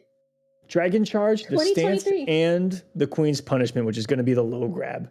And bringing the charge, which I believe is the shoulder charge, which is a really quick reversal. It is. It's a very weird but very quick reversal indeed. Great punish. Almost wasn't going to be able to reach it. They're definitely in a call. Akira heard me. Or he's just that person. Ooh. The read? I like that. I like that a lot. Okay. Oh no. The Dragon Temple. The Dragon Temple. No. This is happening. Oh, didn't have to this time. And that's it. That's what it's going to take, is her being wrong in that situation. And the gap being closed one time. This is huge for Akira. I wouldn't even let her breathe at this point. Catching the jump, canceling the dragon stance, and there we go. This is hit advantage. Does get hit by the down 2. A great down 1, and does get hit. I can't believe I'm seeing this in 2023. I'm sorry. We're seeing the Queen return, Saki. As she should. Gets the counter hit. There's damage. How much damage did she hit her? Oh no! The beatdown for 30%. Oh, you know what? This is also the bleed. So because Killa used that amp, that means that when he like tears in, every time Akita tries to move, that is bleed damage that does a lot. That's right. Walk forward, walk back, and jump. Costs you health to do while you're bleeding. Well, that's a good trade for Shiva. My goodness, I give you that 2 fireballs. You're looking on time. Great defense from Killa right now. Wallace blocking that jump kick. There goes the dragon, tries to interrupt it, but not gonna be able to. And Killa on game 1 wins with Shiva. This is another character that I don't know why. Everyone, I give you permission to at me and blow me up for what I'm about to say. I have no idea why so many people drop this character. No clue. I still think that she's solid. Call me crazy. I give you permission. You know what? After seeing Killa I believe it. As shocking as it's seen this matchup, Killa is just playing phenomenal. It's almost like Akita can't do what Cabal does best, which is trying to leap in with the gas leap. Trying to actually even win with the projectiles. It's almost impossible. Or rather, it's just a trade that's favored. She has an entire anti-air defense system. Most militaries don't have this level of system. But the Shokan got it. Special forces don't even have this. What a great start for Killa I'm really happy to see that this is like a great statement from Killa and showing off like, yeah, I know this game. I've been around here for a little bit. Fight. Let's see if the madness will continue. That's a bullying normal. Forward 1, a big ol' mid. Let them all rip. This is just madness. It's not gonna come. Oh my goodness. Into the KB. Oh, I'm just excited to see what's happening right now. Again, the anti-air system looking so solid. Akita cannot leap, cannot do anything. Had enough time. There goes the bigger fireball, which it was amped, and tries to anti-air with the down 1, but we get the down 2 crushing blow. This is over. Shiva just said it. I know. that was accurate. I can't say anything. Yep. And we're gonna Ladies and gentlemen, Killa we didn't. I mean, I've only seen him maybe once or twice before this. I'm a fan. Oh my gosh. Leading to full combos, full screen anti-airs in a 150. Cancels it early too, making the read, and Akira trying everything. Stop. And here comes the stop. Oh my god. It's so effective. You can't block it, Saki. It's unblockable. It's unblockable. Okay, we do have a reset from Akita. Gonna go for the back throw. Brings out the metered projectile. Killa trying to get some space here. Gets the jump kick early, but catches the roll. And Killa winning with Shiva in this matchup in our winners semis. Shiva just made it into the money. I'm Put tweeting some that respect on the queen's name, ladies and gentlemen. Put some respect on the queen of the Shokan's name. I'm so shocked. I don't even know what Akita could have done. Like this is a strict counterplay. This literally stopped everything that upgraded Cabal is. Like I don't know what else Akita could have done except just block and just straight up wait and figure out the matchup. And guess what? Guess what that does? It costs you health to block 4 of those. No, it is a tough spot to be in. But Killa had to be on point with some of those upshots as well, and was really solid stuff. And now we'll be playing for guaranteed top 3 winners finals. Shiva and or Aaron Black. The meta's changed. I saw earlier someone was like, "Oh, I want to see characters that we've never seen before." That right there, you would not be seeing in any major, in any invitational. This is strictly rare, super rare. And the one time that it does happen, you almost are like, that's a loss at that point. Why are you throwing the match? But no, Killa said, "This is my queen. We're gonna bow to the Shokan." I know many people are super happy to see her doing so well in there. And you saw near stompless for 2 games in a row. did one stomp, got the And it unblockable worked. damage, said ha ha, and then took it, and it just took the one. It was really smart to save that one time, because as you said, it is kind of hard to hit people with stomp in 2023 when simply walking forward or backwards is one of the best ways to deal with it. Absolutely. What a great match. And then we're going to be seeing our next semifinals match. This is going to be Osvaldo Diaz versus SRU Pain. That's Mm. going to be, that could be a potential Jackie mare. I have seen this happen often, usually around this late stage into the bracket between these two players for sure. Since we just saw SRU with the Cabal over Jackie, maybe it's going to be the Cabal as well. But that's what I love about these guys, is that he's going to have a lot of matchup knowledge here. You know what? I would actually even say that SRU might go for the Kodo. Yeah, Does really well with Kodo against Osvaldo. It's a very solid. I also feel like Kodo has some tools that just work super well against Jackie from what I've seen these players I play agree. with. So I actually might expect that this might be the starting point of where we start seeing SRU's Kodo Hope for so. sure. Yeah, always got under the radar how well Kotal Khan does against Jackie, like button wise. The ranges that Jackie puts you at, Kotal Khan's buttons do really well to kind of outspace her. Damage wise, Kotal Khan, someone that can actually match Jackie's damage. One of the few. One of the few. They're one of the very few. One of the Indeed, few. indeed. You know, also too, I think it's crucial that you have that command grab also in place. That's also another big thing too. Because that really Can't microduck catches. OS. Yep, exactly. That's exactly what I was going for. Is that you can't do those OSs on Kotal. You're gonna have to really make the hard reads and try to avoid it if you don't want to get tick throwed.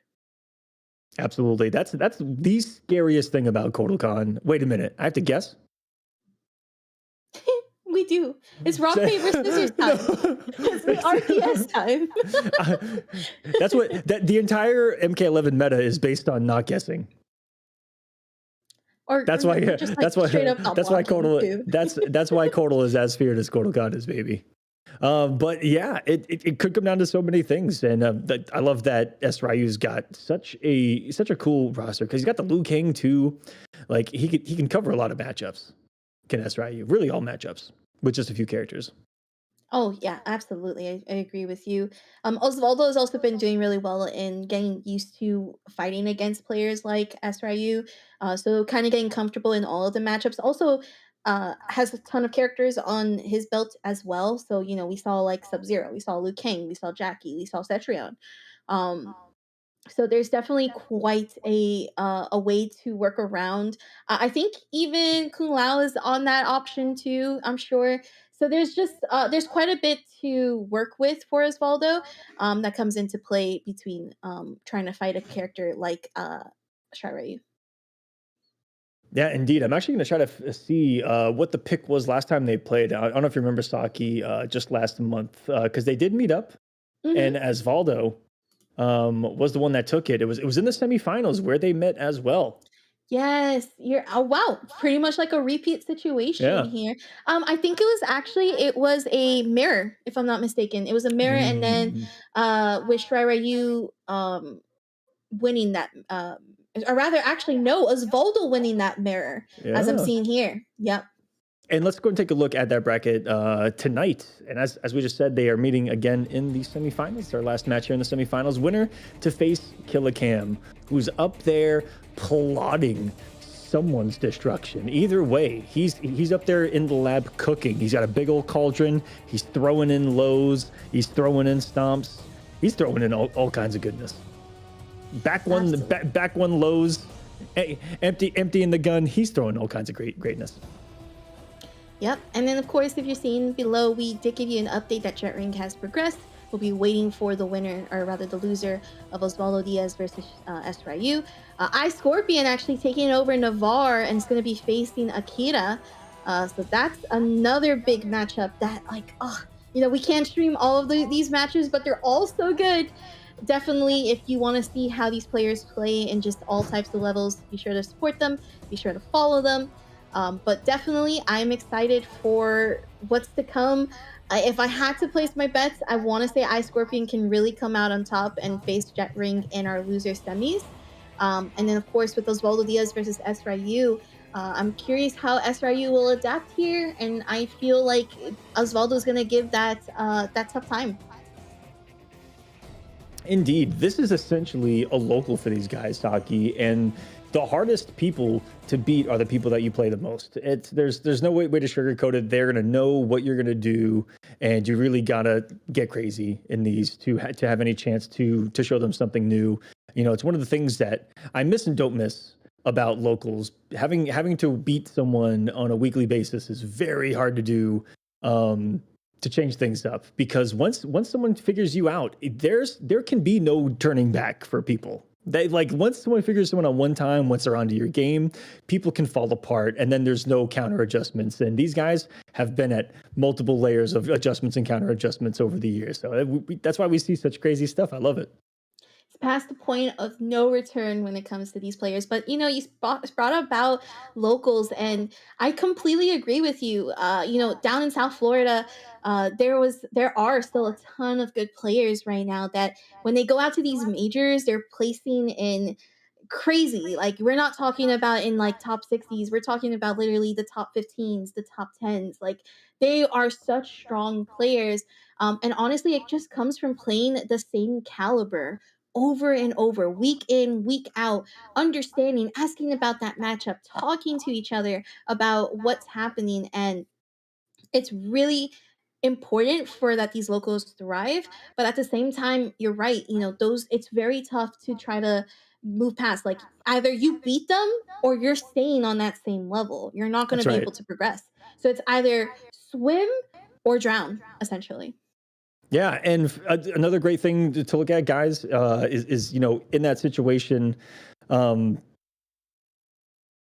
We've all been there, right? Someone figures this out, got to make that counter adjustment, and that's what's going to test you as a player. And it's why something like PlayStation tournaments is so great, is because you can be able to get that kind of experience for free from home, not in the most highest pressure situation.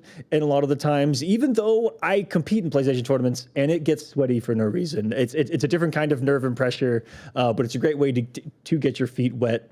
And try to implement some of those things that Saki was talking about and that we talk about: playing, leveling up, trying to see what your opponent does to you. If you lose, make an adjustment, go back, watch the tape, something. There's a lot of things that you can do to try to help with overcoming situations like that. Indeed, and here we have it. We're going to see Osvaldo Diaz versus SRU Pain. It's going to be a Jackie versus Cabal, most likely. Big damage, great characters, both each just at that level. I feel like Cabal got better, though, with customs, especially with that upgraded gas leap that helps out so well. Oh, no! Kung Lao! Okay. Breaking out a classic for us here. I told you, every single player tonight, okay, half of the players tonight, I guarantee you have a pocket Kung Lao. I feel so too. I mean, we talked about it, right? Central and South America, that's the Kung Lao capital. Just like I feel like NA is the Jackie capital, or Garrus capital, depending who you're talking to. Yeah, it really is, though. We don't see Garrus outside anywhere. Oh, and we'll take it. Buzzsaw as well. Second appearance tonight. Yeah, I wonder how the buzzsaw works well in these situations. But there goes that down 3 starting to open up Osvaldo. Already saw one instance before where we saw Osvaldo have a little bit of tech where he waited a second on the buzzsaw, then did his jump, then did the shrapnel to get over the time of the buzzsaw and allow it to go. There he actually kind of held it, so maybe there's some counterplay between the two, and it's not just one answer for the buzzsaw and block form. Good trade there, question mark? Oh, that was not going to work. Great. Oh my gosh, that was good. Landed right into the buzzsaw. That is plus. Gonna have to block here and play patient. Great down 1 check. Falls for the stagger, and SRU draws first blood. And one of the coolest mid-round pop-offs I've seen from Kung Lao right there. The triple flip away. I love the taunts here in MK11. They're super underrated. They're a great feature, especially when you unlock every one of them. There's even some that like there were secrets at one point. Oh, that flawless block up too, looking gorgeous. But the interrupt on the short hop. That was bold. Wake up buttons, and it was through a wake up short hop attempt. This is big damage for SRU right now. This Killa pick actually working really well. Interesting. Okay. That hat had to have just whipped, because look, he followed the hat in, and they were both about to anti-air, but not quite. Let's stop protecting him. And there's that later jump to go underneath. Oh, this dagger. That is practically, I think, like, what, -1 or 2 in that sense, and it's actually really easy for SRU to keep up the pressure, and that is death for Osvaldo. SRU going up 1-0 right now. Super impressive anti crossover down ones. That was his third, or that was about his third. Missed a conversion on one, but was clutch on the other two. This one for the victory. That was crisp. SRU shows they can do it with a lot of characters. Anti-air cleanly. We saw that before too. And I remember looking at last month's tournament, going to the VOD, clicking somewhere in the middle of the tournament, and I just clicked, and it was SRU with Cordal. He pulled out a totem and just did stand one anti-air, and like 30% disappeared. It was amazing. This man can anti-air. Right. Sounds about right. Anti-air converts. Again, if you're dropping combos in 2023, we need to have a talk. We need to have a talk because you definitely should not be doing that. If you are new to Mortal Kombat, okay, I get it. But if you've been playing this game for as long as it's been out, we have to have a talk at this point. You should be converting off of like the strayest of hits at this point. And if you're struggling, 1-1 tornado might be for you. That is true. That was savage. Easy to remember. I apologize. I apologize. So My bad. You gotta be nice.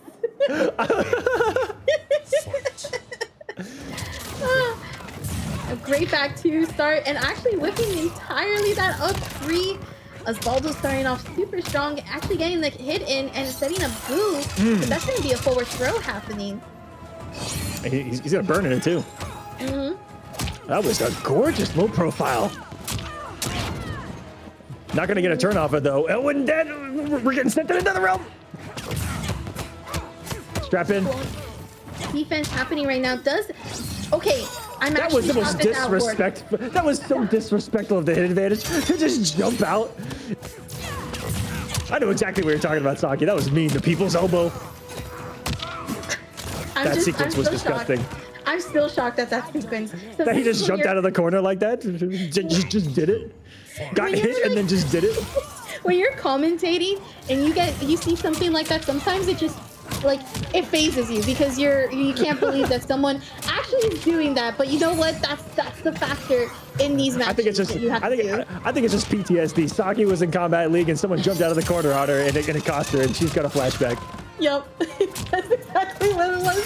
All right, with SRU looking super strong, forcing the breakaway. Osvaldo's not going to really have those leap options available, so it's pure guts and glory right now to try to get out of here.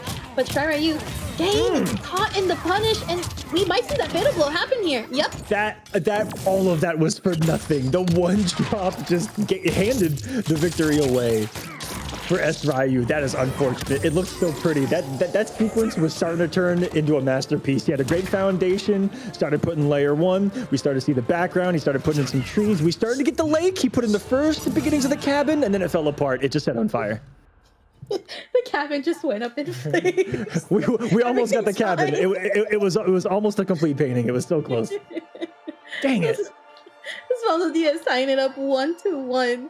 Oh my gosh. You're right. It happened where SRU that was perfect. That was exactly what you needed. Didn't really have a lot to worry about in terms of like optimal, because any hit, at least like one, maybe like 1.5 with that reset at the end would have sealed the deal. But Osvaldo, I think that drop there is really what cost it. And we're actually seeing the switch to Cabal probably because of that. Just want to make sure to making those optimals clean, convert cleanly, and actually take out Osvaldo from this winner side. I almost thought you were going to go into a clean cut pun. You were I was setting up for it. I got scared. I was like setting it up, but I forgot about clean cut because I saw a different variation. When you hear a word twice, you're like, okay, someone's on the hunt. Someone's on the hunt. Oh, what a call out! That is an armor break and into the crushing blow. Yeah, it can be so hard to recognize that a leap happens like that and to look down and see that she has no meter or that you've already got it in the back of your mind. That man's thinking. Oh, this is actually death here for Osvaldo. And potential set point for SRU. Round 2. About the same distance as a regular round 1 fight, too. It's going to be a big check with just back one. What a great jump kick. And then actually using the down 1 to force the breakaway. No punish on the whiff throw, but doesn't really need it as we're seeing that damage still getting outputted by Osvaldo. 40%. That's crazy. Ow. All the resources used, too. Kamal can do it, too. It's okay. Get some with the guts bucket. Into the corner you go. This is huge for Osvaldo. SRU.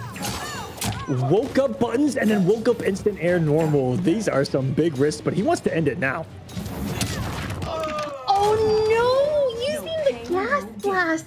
I'm probably expecting Osvaldo to try to get into it, but the meter burn not happening. Because when you meter burn, you are able to stun. Yeah. Right? But it looks like it wasn't just in that startup range to do so. Is he healing? A little bit. A little bit. Not a lot. Probably saved about 15 of that damage. And disrespect the plus frame. Nice challenge. Saved it late too. Let Osvaldo get away with it early and no jail. This is gonna hurt so bad. It drops it early. Wait, what? Oh, I think it's because Osvaldo didn't have a meter, so choosing to end it with the kick is probably what happened there. Yeah, maybe he didn't want to lose offense, so ended it early. Keep the distance close. Another beautiful conversion off that anti-crossover. Not just a walk-up elbow. That was absolutely genius. Almost 99.9% of players in that situation are going to be blocking low. That was such a good, quick challenge overhead. I don't think anyone's blocking that. That was the best quick decision Osvaldo could have made, in my opinion, and it's going to be for the victory. It's almost like that scorpion overhead that we were talking about on the east. That's a heartbreak of a drop, though. Yeah. Yeah. Oh my gosh, that was such a heartbreak when that fatal blow didn't land. I'm not too sure why that didn't land. I guess maybe it wasn't just inputted fast enough. Do you want the answer? I've already got it. Okay. Wait, is it Jackie? Well, you know, it's a certain attribute of Jackie that allows her to have a, for some reason, smaller hurt box than other characters. I forgot that there are some combos that are dependent on the hitbox of other characters. I forgot about that. That's very true. That is true. And you know, sometimes you forget that in the middle of the match and you think that's the game winner there. But that may not have been the case though. I just wanted to complain about it. I feel like it was though. That combo usually hits. It usually hits. Either it was a delay or it was because of hitbox. But regardless, we do have our winners finals set with our PlayStation Fight Nights tournaments happening tonight. With that, we do see we have, of course, right now, Osvaldo, who has moved on, will be facing against Killa. That's going to be great when we come back from the break. Oh my God, that match is going to be so good. Yep, and just taking a look at this bracket here. So Osvaldo moving on, facing Killa. Akita, Joppo actually beating Ice Scorpion on the lower side. Right now, we'll be moving on, and we still have SRU Pain versus Jet Ring happening. Oh, what a bracket. This is huge for Akira because now Akira's in a position to potentially make the best run that they've ever had here on Fight Nights. Has a highest placing of 4th twice here on Fight Nights and is getting it guaranteed with a huge victory over Ice Scorpion. Has beaten previous champion Ice Scorpion, has already beaten previous champion Jet Ring. It's there. It's could potential. Do it. Can definitely do it. Absolutely. And with that, just a reminder, you too can be part of the action with compete.playstation.com. Again, if you want to find out how you can compete and get your chance on this stage, it's right down there. Sign up, make sure to get your chance in. It is a fun time regardless. There's plenty of matches to play, so be sure to sign up. Compete.playstation.com. Right there. It's that easy. And guys, we'll be right back with some more Mortal Kombat 11 action. Top 4 on the way. The players are in the money, Saki, and it's going to be going down. Don't go anywhere.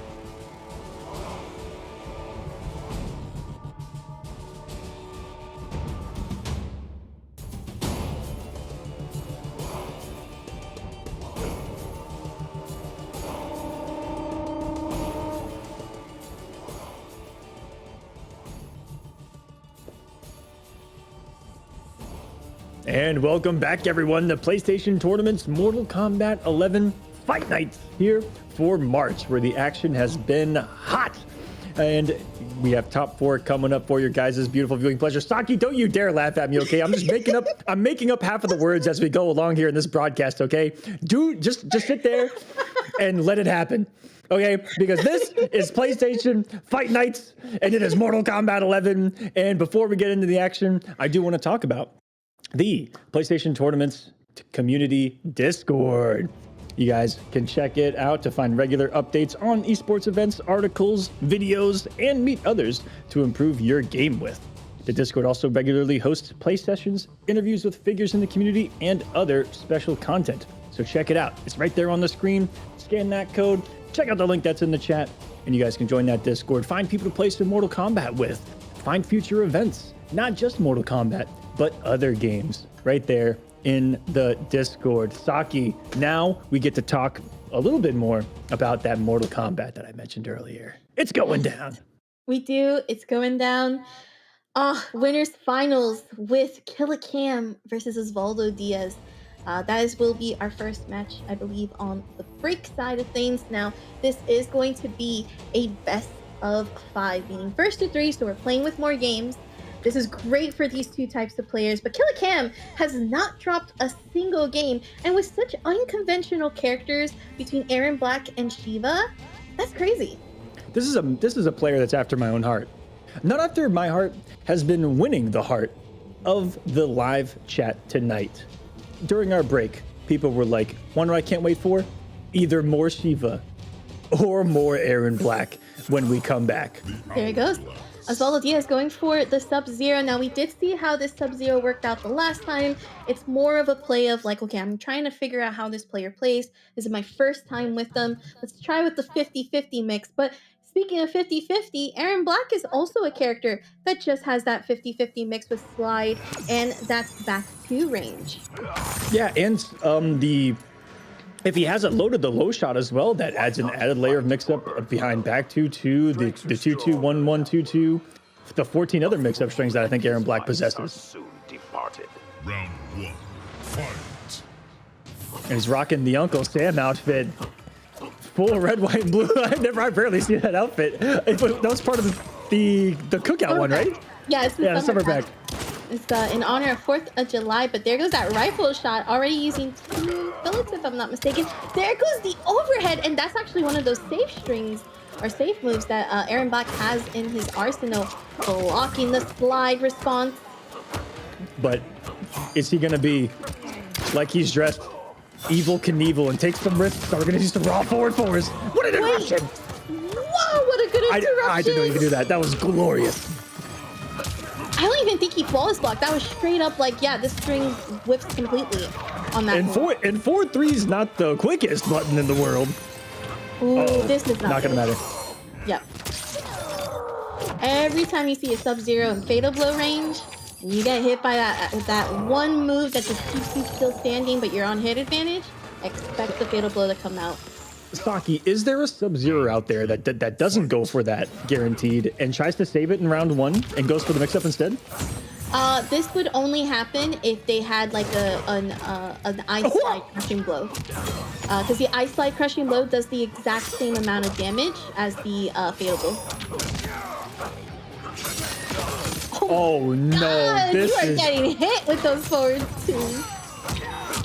And what time is your turn? Stop it. Osvaldo Diaz swagging on us. Okay, Cam has the knockdown.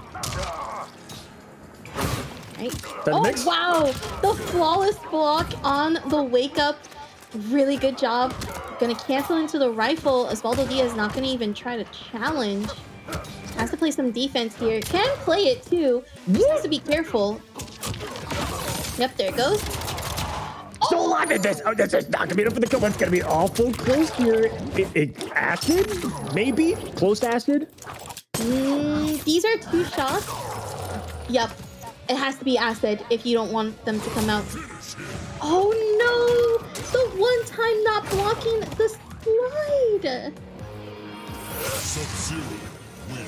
I think he should have done acid. He should have just done it, unless it's not equipped. But maybe The only thing that I think that could have killed him, I need to look at the health again, is maybe he was worried about wake up amplified ice ball. Oh, that could be something too. Yeah. Not the most conventional thing to kind of be worried about, but that was something that would have countered just a toss down of the acid, maybe. I think you're right, because that's why the scud shot was there. Yep. The scud shot was supposed to be that parry, but because he saw that it didn't happen, it was more of just like, let me back up. These are those things that make you think in the moment of like, why would you just, but there are those reasons where you're like, wait a minute. I love looking back at these matches and then kind of saying, oh, wow, you could have done this. But that's how you get better as a player, right? Is that when you come back to this VOD and you start hearing like, oh, I could have done this, or I should have done this, or maybe I should have like rethink that, it would have worked out. But a great start with that crushing blow. Once again, canceling into the rifle and keeping that string safe. And I love the use of empty short hop from almost everyone in the bracket tonight. In an online setting and even offline, the amount of information you can get off of just doing an empty short hop is invaluable at times. Right down to not going to be able to get that last hit in with the rifle. I think we just saw the attempt to try to interrupt with that string on the creeping ice. Down one check and then into the throw. And Osvaldo Diaz losing health back in this full screen range. There goes the acid. Nice, interrupting the forward one. Get one of the sexiest combos you'll see into that acid, the low shot, just kind of inching him back. The hit advantage of the low shot, you saw only moved him about an inch. Don't see that every day. Froze him in place. The forward four, a menace to most societies. Not here in the linkway. Good usage of the slide. Not going to be using that crushing blow that requires a specific amount of moves, just because Killa still with that breakaway. Osvaldo using all the meter that he has to wait for that to recharge. There goes the acid core. No, it's not the challenge, that jump one of Sub-Zero either. I mentioned menaces earlier. That's another one. Doesn't commit, but will pick up itself there. It's like we spoke about. Once you get hit by that hit advantage move, that keeps you like, oh, I can't block now at this point. This can lead into that forward one and make me guess. You don't want to get stuck in that position, and that's what we're seeing from Killa. There goes the forward four. And he's just trying everything in his power to stop Osvaldo from being able to press buttons right now. I'm seeing that type of regression coming from Killa. Even the wake-up buttons there. Maybe a wake-up flawless block attempt. He's going to establish some kind of mix-up here. No, gets rid of one of the bullets. Still has two, and that was just a sexy little cancel. Sniped them with the down three and took the hit advantage into a strike throw. And I like that he checks with 1-1 on people's wake-up. You don't see that from a lot of Aaron Black players. And tries to catch them with the okie doke, the KB. You need to watch out for that rifle while the acid's down. Ooh, the acid stopping Osvaldo from punishing fully. That was actually a really good acid for Killa, tying it up 1-1 right now. He was looking at the face of danger right there. 1 inch from a forward 4 Linkway size 13 boot to the face. That was coming. I'm assuming Sub-Zero's around 6 foot, around 6 feet. That's about the size 13 shoe. I'm assuming here. I don't know. Does anyone know the answer? How big are Sub-Zero's feet? I don't think you can be a ninja with big shoes like that. With big feet? Oh man. Yeah, because he would be too noisy, I feel like. I feel like sneaky. Oh, well, maybe he is an ice ninja. Yeah. Okay, so yeah, here's the thing. I hate to say this. I have never in the history of Mortal Kombat seen Sub-Zero try to be quiet. Exactly. That's because he's an ice ninja. If anything, he's trying to be the star of the show. He just shows up and something usually explodes, if I'm being honest with you. Oh, that's an armor break. Let's go. There we go from Killa, able to get the armor break and start up a great way. Osvaldo also switching to Jackie. That's a big change for this, and already losing quite a bit of health. A dominating start too. I like that cancel. Okay, That low opened shot up by the has- low gunshot. Yep. Yeah, that's been a hindrance for Osvaldo all match long. I don't think there's anything he can do here on block. That was a 50-50. May have been just a block string into the acid on block. Nothing he could do. No defensive bar to back it up. What a dominant round by Killa. And I don't know if that stand 3 was intentional. Maybe meant the 4-3 that we see at the start of a lot of rounds. And look at that damage. Over 40 for sure. No, ends it early. And added up with the goop. The blue magic. Potentially, it could have been to try to anti-air the leap, trying to call it out. We do see those gut shots getting canceled once again. The only time I've seen Osvaldo try to challenge was in that later half of the last game. So really important to see how Osvaldo can respond and not let Killa get away with it. Both attack meter now gone. This is putting Killa in fatal blow range now. Oh, okay, we blocked the overhead. Was this one not normal? That walk down from Osvaldo was a little scary. Dot damage. The dot damage on the ground. Hold this dynamite. Another one. Boom. Got him with the acne stick.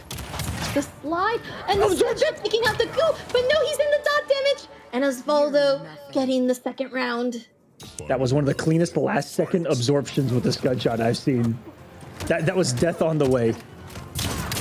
And a ballistic missile. This is winners finals, guys. This is not match point quite yet. Oh, what a tone setter.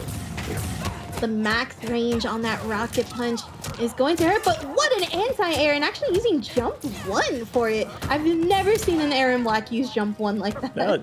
It's just a little flick of the pistol in the air. It's one of the weird abnormal normals that you see. Abnormal normals? Don't say that twice. Okay, flawless blocking, but Osvaldo trying to get out of the corner does succeed. Going for the forward throw. Brings out the back 2. The goop now in position. And there we go. We opened up Killa right now. Has to be careful. And once again, Osvaldo is punishing Killa for taking this defensive role option. Yeah, just trying to get away, but Jackie and those jump ones. They will get you. Blessed are the characters that are able to do that with those really far-reaching jump ones to cover rolls. And it's kind of a win-win too, because even if they don't roll, what you're getting is a really late jump one, which is also hard to anti-air, and you're going to get decent frame advantage off it because it's so late. Yep. Now, as a reminder, if you're just tuning into this broadcast, this is a best of 5. So plenty of games still to be played here for Killa. Can make the adjustments if possible and try to take it to game 5, which we're going to go with the Shiva. This worked out phenomenally against, I believe it was Akita's Cabal. So this could be the same game plan, using Dragon Stance, actually coming up close. I think, though, the only thing that we have to be careful of is that this is Jackie with the better mid than Cabal. For sure, definitely gonna be more but similar in matchup approach, right? Gonna be looking for similar anti-air reads. Oh, got the armor break early. Look at this, right to the jaw. Oh no, this was to the chest. 482. That is some grown queen woman damage right there. That's the big stuff. And goes Dragon Stance, already bringing out a great spacing. And once again, we get that shoulder charge. And this is death. That is death. What a play. What was that? Two combos? Yep. 3 micro reads and a round for Killa. The chat is getting what they want tonight, Saki. And the late anti-air into the triple pickup. That's still 142. That's a Cetrion combo. It is. It really is. Also, too, just the timing. We talked about this a little bit earlier when we saw Killa play against the Cabal, is the fact that there's that Dragon Stance that's just coming in clutch, and it's like that anti-air system. Here we go. We do have Osvaldo with the bleed damage, so every second that they try to move in is a scary second. Oh my gosh! This is becoming domination before our eyes, and we just witnessed what Killa did to another human being tonight, which is I don't know if PlayStation's gonna fire me for this, but he's embarrassing people.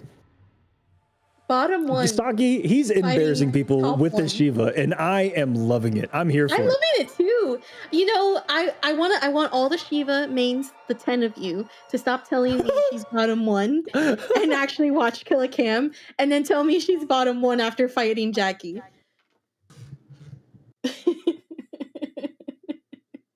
Where's that Shiva army at? Like 10 of them. They'll be around. I already tweeted during the break. I said, I cannot believe I'm seeing this. So I have summoned them so that when they come into my chat next time and say, oh, Shiva's bottom one, buff Shiva. Yeah, that's right. Show them this. Show them this. I'm just gonna strictly show them this match. And what's great, Saki, is that what you can say is, okay, watch this. And if they go, oh, well, guess what? You can sign up for PlayStation Fight Nights and you can get rocked too. Exactly. It's free to enter. Compete.playstation.com. We do see Osvaldo switching to the Sub-Zero. Now, this is a good choice just because of Ice Ball as well as the slide. This is a bit of a disadvantage for Shiva, but one thing we've seen Killa Cam do is exactly that, paying attention to how to play this game. I also got to give Shiva credit for having one of the prettiest up twos in the world. The quad flex to the sky. I like Jade's down too, Betty. What? No.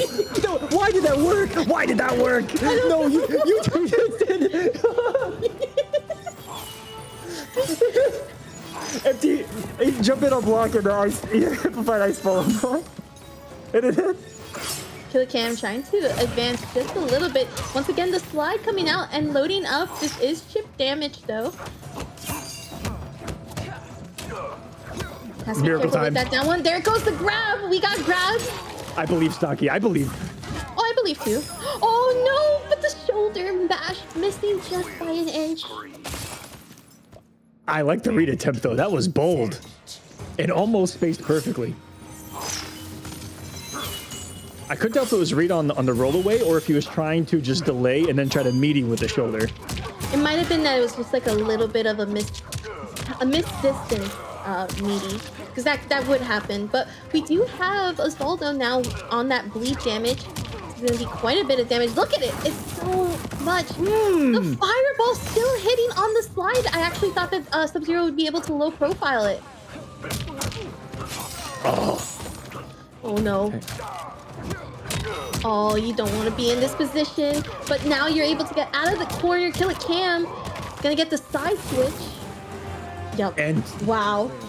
And knows the knockdowns to have the time to be able to get that out, because that's crucial, because that's exactly what Osvaldo Diaz is betting on multiple times with the knockdown to disrespect with the slide before the stance can come out. But over two in the attempt, gets the big damage early, big boot. This is plus frames though, and the second time he gets a backdash cancel to get Shiva to whiff, and you're seeing one of the things about Shiva fall apart here late, Saki. It's those buttons. Get him with the bone shaper. All right, we're gonna try to see if this is the momentum that Killa Cam needs. Once again, canceling Dragon Stance, tries to win the air-to-air, but the jump kick takes priority, and that is going to be all Killa Cam wrote. What a try, though. I wanted to kind of remember, didn't Shiva get a health nerf as well? I actually don't remember. That's how little I see. I haven't seen Shiva in 2 years. That's a lie. But something like that. What a match. Winners finals, going the full distance to a game 5 in favor of Osvaldo Diaz. That was awesome. That was really good. That was still a good Shiva. GG's. Like, you took Jackie off the roster for Osvaldo, and he had to go back to Sub-Zero, and could have done really well with the Shiva against the Sub-Zero if there were some more matches to be played. But regardless, Osvaldo is heading to grand finals. And Killa Cam is going to be waiting on the loser finals for the winner of our next match. What we can establish is that losers finals is a no-fly zone. Whoever meets them there. I think that's something that we've learned tonight. These aerial characters. Well, Shiva's looking like she's got some stuff for it. All those characters that have those great anti-air options from beyond close range, right? Baraka, Spine Burst. We see all those types of characters give characters with those leaps, trebles. And you never know what kind of character has something for it. Yeah, those anti-air systems that are just built into these characters' kits, so crucial against these types of leaping characters, airborne characters that are just so dominant. I think we're actually going to check out the bracket pretty soon as well to see which airborne character gets to face against Oh yeah, just pick your. each other.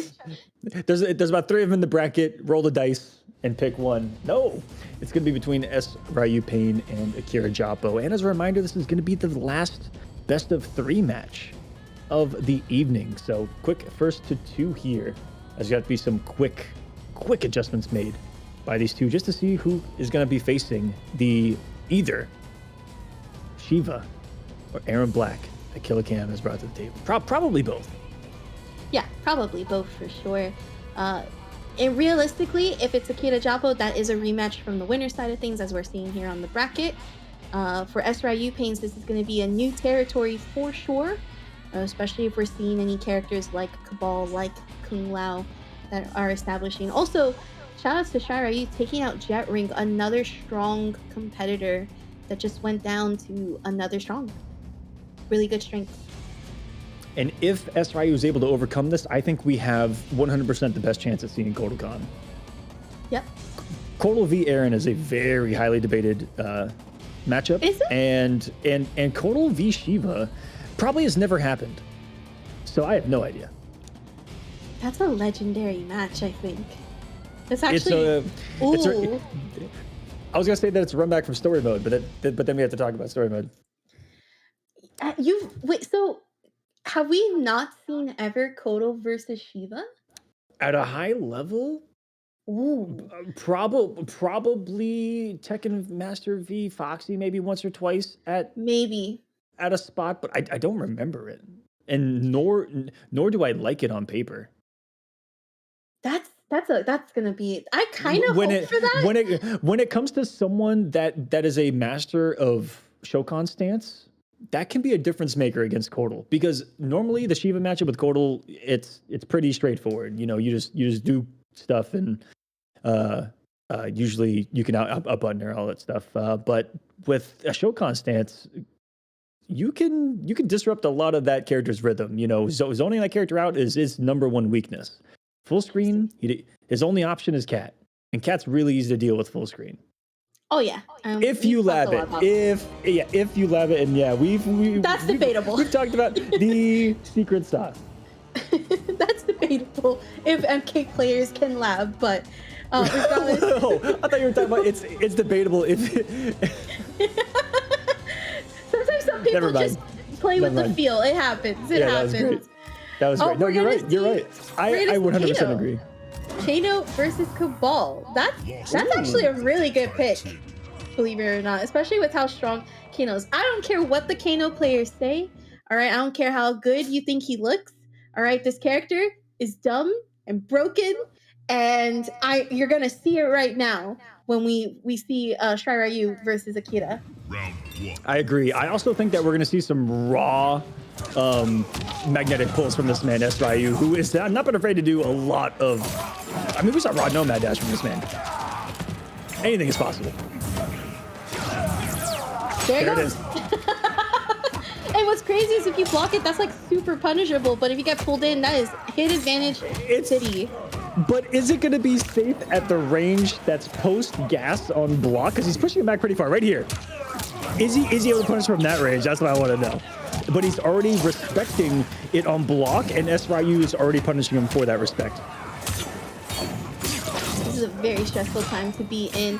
Having to use wake up 3 to avoid that, but then get caught in the lumbar check, and that's going to be a meter to close out the round. You know, what's a great character like Kano to play in a first to 2 setting? That's a great character to use if you're trying to play this counter pick game. He is one of the best momentum characters, I think, in MK11. And just a character that if you want chaos, you got it. Oh yeah. All right, we do have the 50-50 Cabal. So that's actually really nice. Yeah, it's one of those trickier Cabal customs. And even there, if he didn't have the breakaway, that was about to be a restand. Ooh, this is quite a bit of damage. This is actually it and ending it. I actually don't think Shirayu, or Whoa! rather Akita has leaped here. I think this is full-rounded Cabal. Thus proving how solid of a character this character is across the board. We've even seen the old school clean cut pudding work with just the nomad dash cancel, having the low option. The character's base toolkit so solid. I like the avoidance. Okay, there we go. There's that punish. That raw magnetic pull gonna be costing SRU. There we go. What a pickup, and ending it with the down two just in case Akita tried to go for the breakaway. Gonna heal a little bit. That was so smart. And there is no beating that Kano ball in the air. Making the read.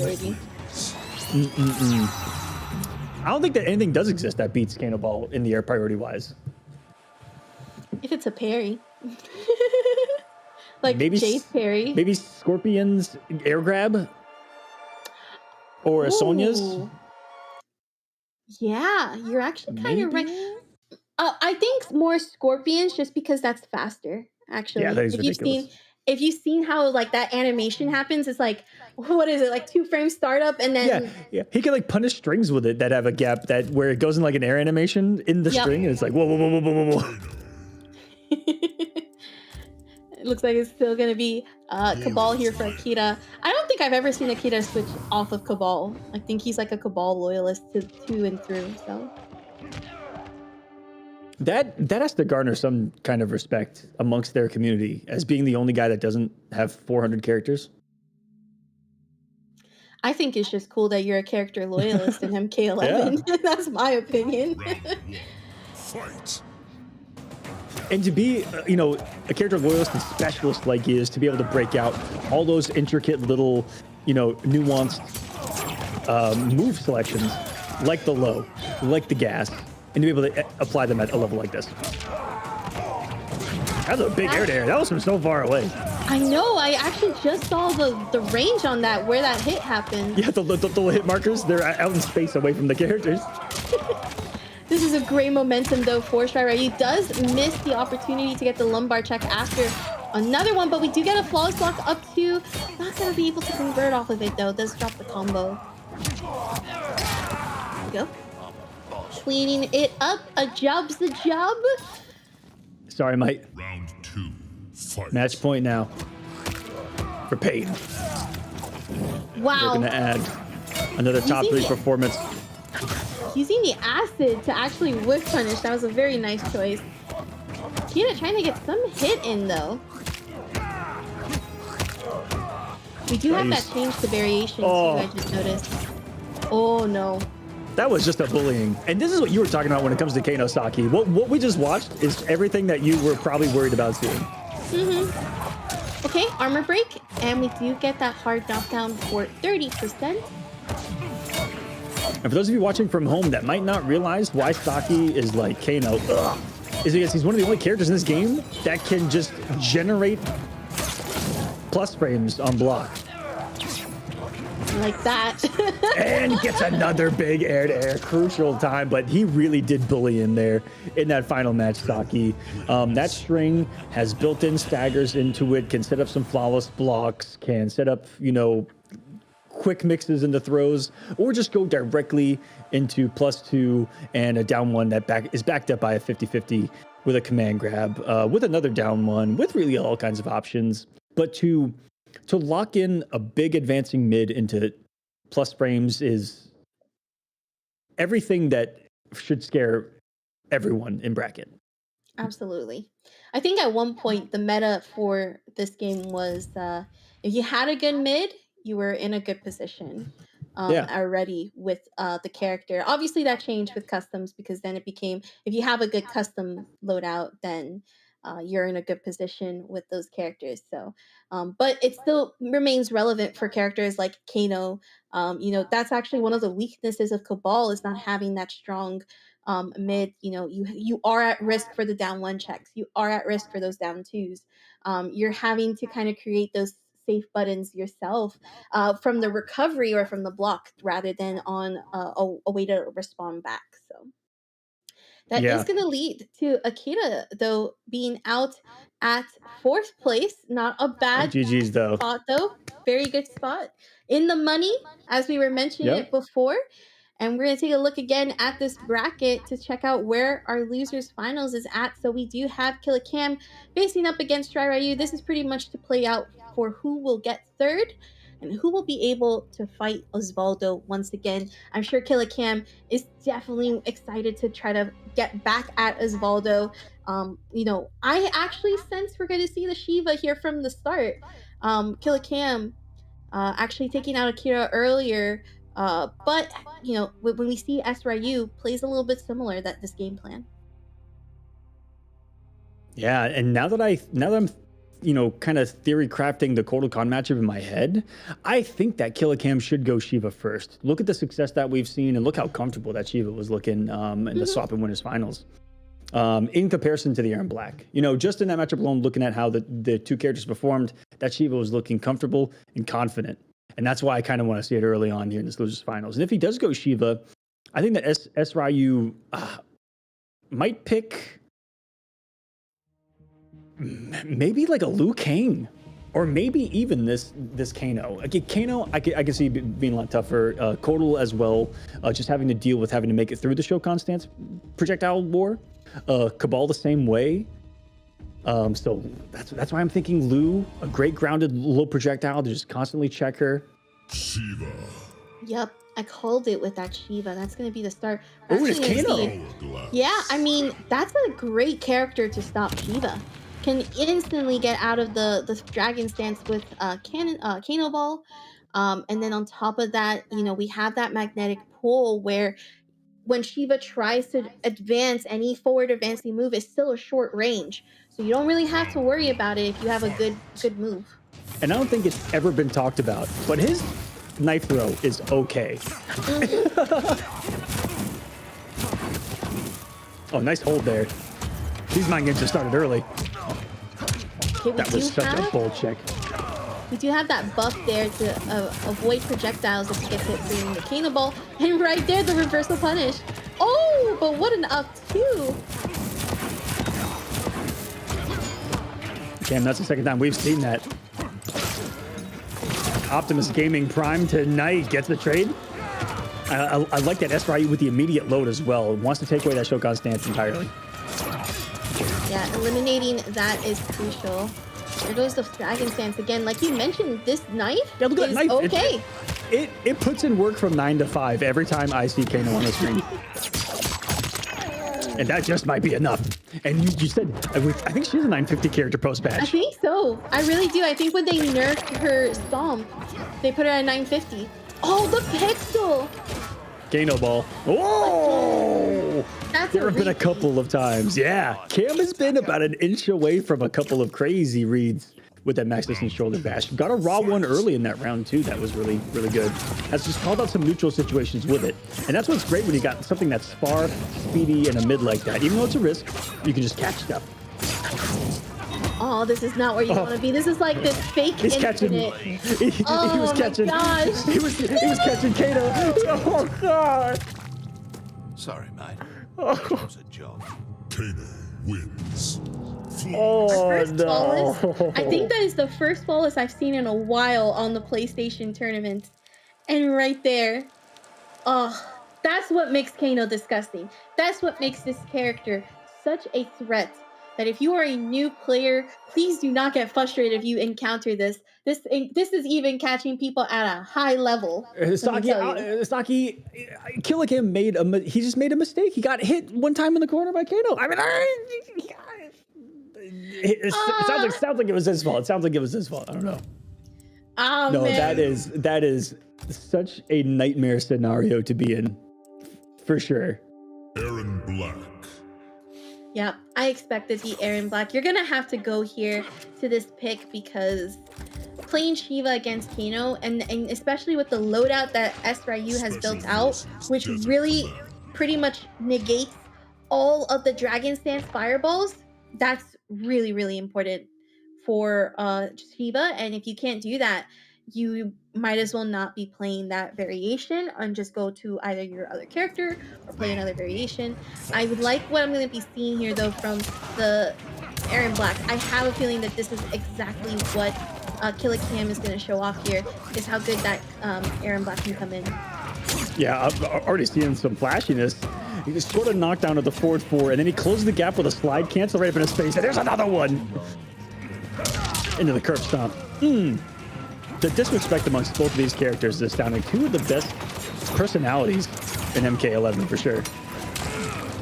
The step shot also coming in clutch too, able to take out the knives that we were talking about earlier. Not going to be able to punish that low gunshot that is pretty safe. Ooh. Ooh, nice. That just looked cool. The little sweep underneath the lighter fluid there. And that was a good slight wait by SRU. He could have used the block advantage and just jailed. But look at what he did. Waited a millisecond and then threw it. It stopped the flawless block attempt in the hit advantage. It also stops and tries to get people to press buttons by hesitating. That's so smart to do. Definitely take notes, because a lot of people will always try to jail you in a hit advantage, and that's what happens. At this level, that's what happens. I'm actually a little surprised that wasn't a punish. I think even Killa Cam is a little bit shocked there. Tries to bring out the scud shot, but here we go. Lumbar checks out. Down one checks happening. There goes the low gunshot. Killa Cam trying to get out of this corner. There goes the fire in the lighter. Oh. That down two crushing blow is gonna hurt in the morning. And we are gonna get the back throw with the crushing blow because of the escape failed. Oh no, that would have been so smart, but it wasn't fast enough of a fatal blow. And because of the recovery, still able to get punished by the cannonball. There goes the forward. No! Oh my goodness, the cannonball had the hitbox to stay high enough above the bullets and take out the Texan assassin. That is Aaron Black. SRU Pain making the run. You talked about it. If there's one of these guys down here that can do it, SRU is definitely among them. Killa Cam does fall, but will finish at third and got into the money. It's and the good 5. money at that. Oh, it's best of 5. What am I doing? I'm like, wait a minute. Well, it's best ladies and of 5. gentlemen, There's still a chance. Saki's going to take over. Hope you guys had a good night. Thank you. It feels really fast. I will give you that. It feels like 3 games have been played already with how fast these characters Killa Cam, I am so sorry. It just, I'm not gonna lie. It just felt like it was over. That was. This is what Kano can do though. It can demoralize you. Oh yeah, the momentum, the frustration. You think you had a chance, or you think that you were able to get in. You had the right read. And then, of course, Kano Ball happens, and then it's just GG's and I guess good games. I guess. Wow, Yeah. what a start too. And this is where you don't want to just be in that corner with Kano. It's like a dance of trying to get out. There goes the slide, not going to be able to get the side switch, and still having to be a slugfest, punishing the rifle out, already armoring up just in case that projectile comes out. And what's crazy is that buff still stays on Kano until the projectile happens. Another lumbar check. Yeah, that thing absorbed it down 3. It looked like this is still looking decent for Killa.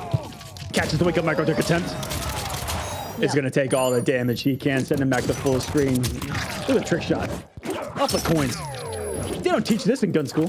Yeet. It hurts that most of the damage happens at the beginning of that fatal blow, but the rifle seals the deal, so that was a good fatal blow to end with. What did SRU miss right there to wake up roundhouse? Kano Ball? Just wake up Kano Ball? Back forward 4? You know what? I even think that the rifle could have maybe hit the Kano Ball because it wasn't armored up. I think so. Oh, there it is.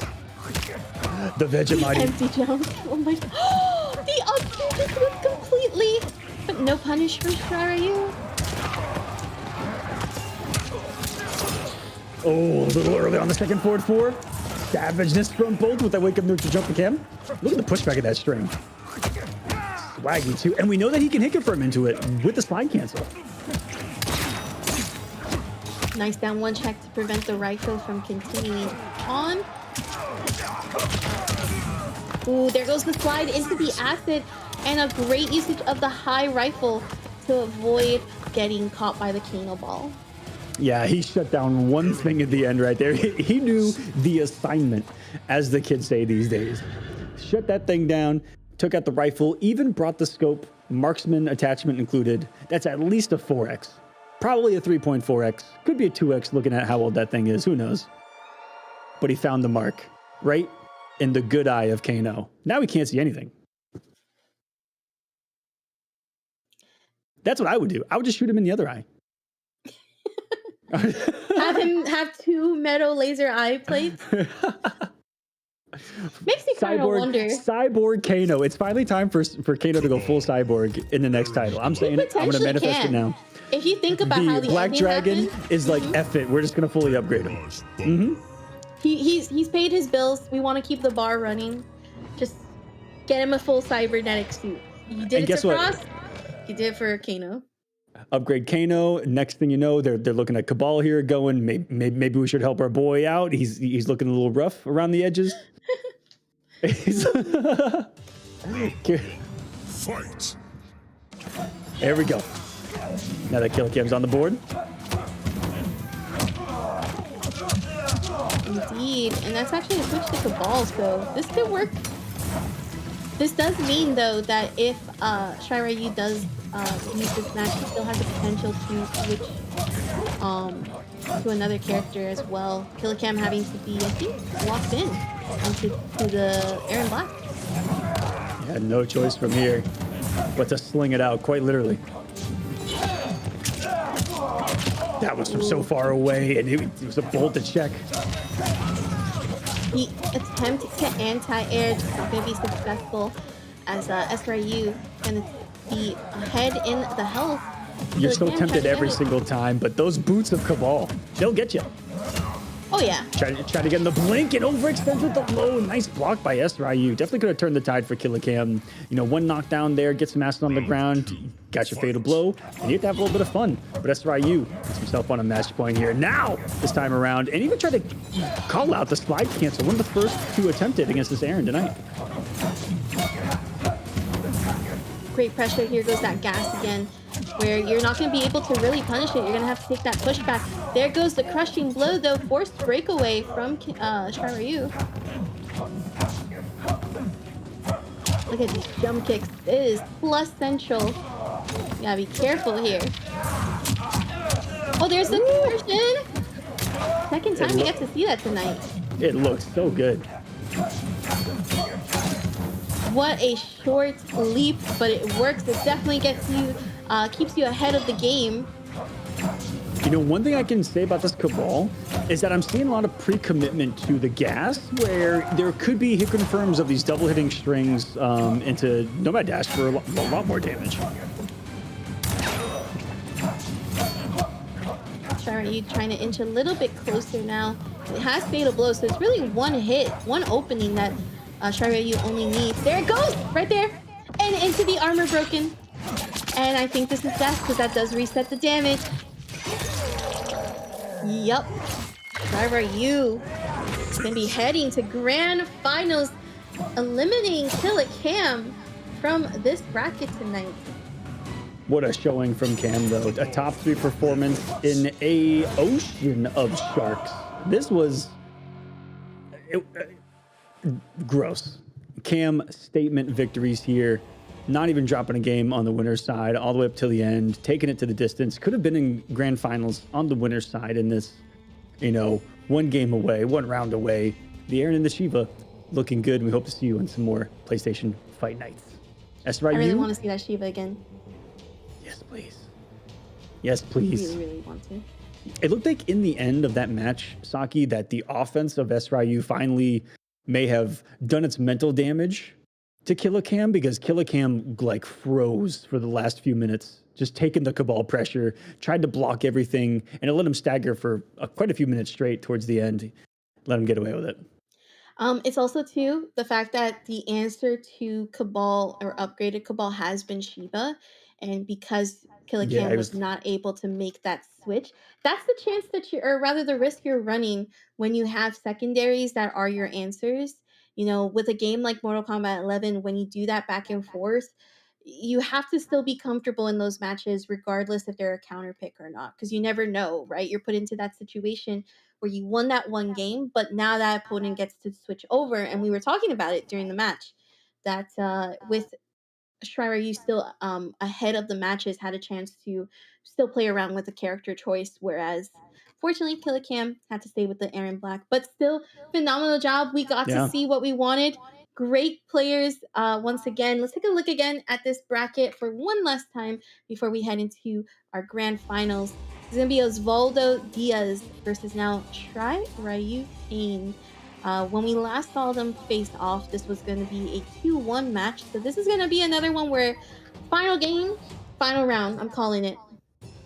Right here, right now. I'm calling it. Yep. I'm going to say that this is going to go to a bracket reset. I like the call. I'm gonna let it rock. And this is becoming a little bit of a rivalry, I would say. Absolutely. Both from Mexico. So your best players from Mexico already. And it's a hometown territory. Who's the best, you or me? And Osvaldo has knocked this man out of the winner's side of the bracket 2 months in a row. Has Osvaldo. SRU, if he's named after Shirai Ryu, does he have the code of them in his blood? Vengeance. Indeed. I actually don't. I think that's the opposite of the code of the Shirai Ryu. Don't listen to me on that. They're fire. Vengeance is fire. It works. It's all good. Yeah, Passion, like all that jazz. You know, it works out for the best. But if you're just tuning in, this is grand finals, meaning that we have Osvaldo on the winner's side. We have SRU on the loser side. Technically speaking, Osvaldo only has to win 3 games if he wants to be able to take first place. But SRU, he's got a lot of games to work with. He's going to have to win first 3 and then another 3 to initiate the bracket reset and take home first place.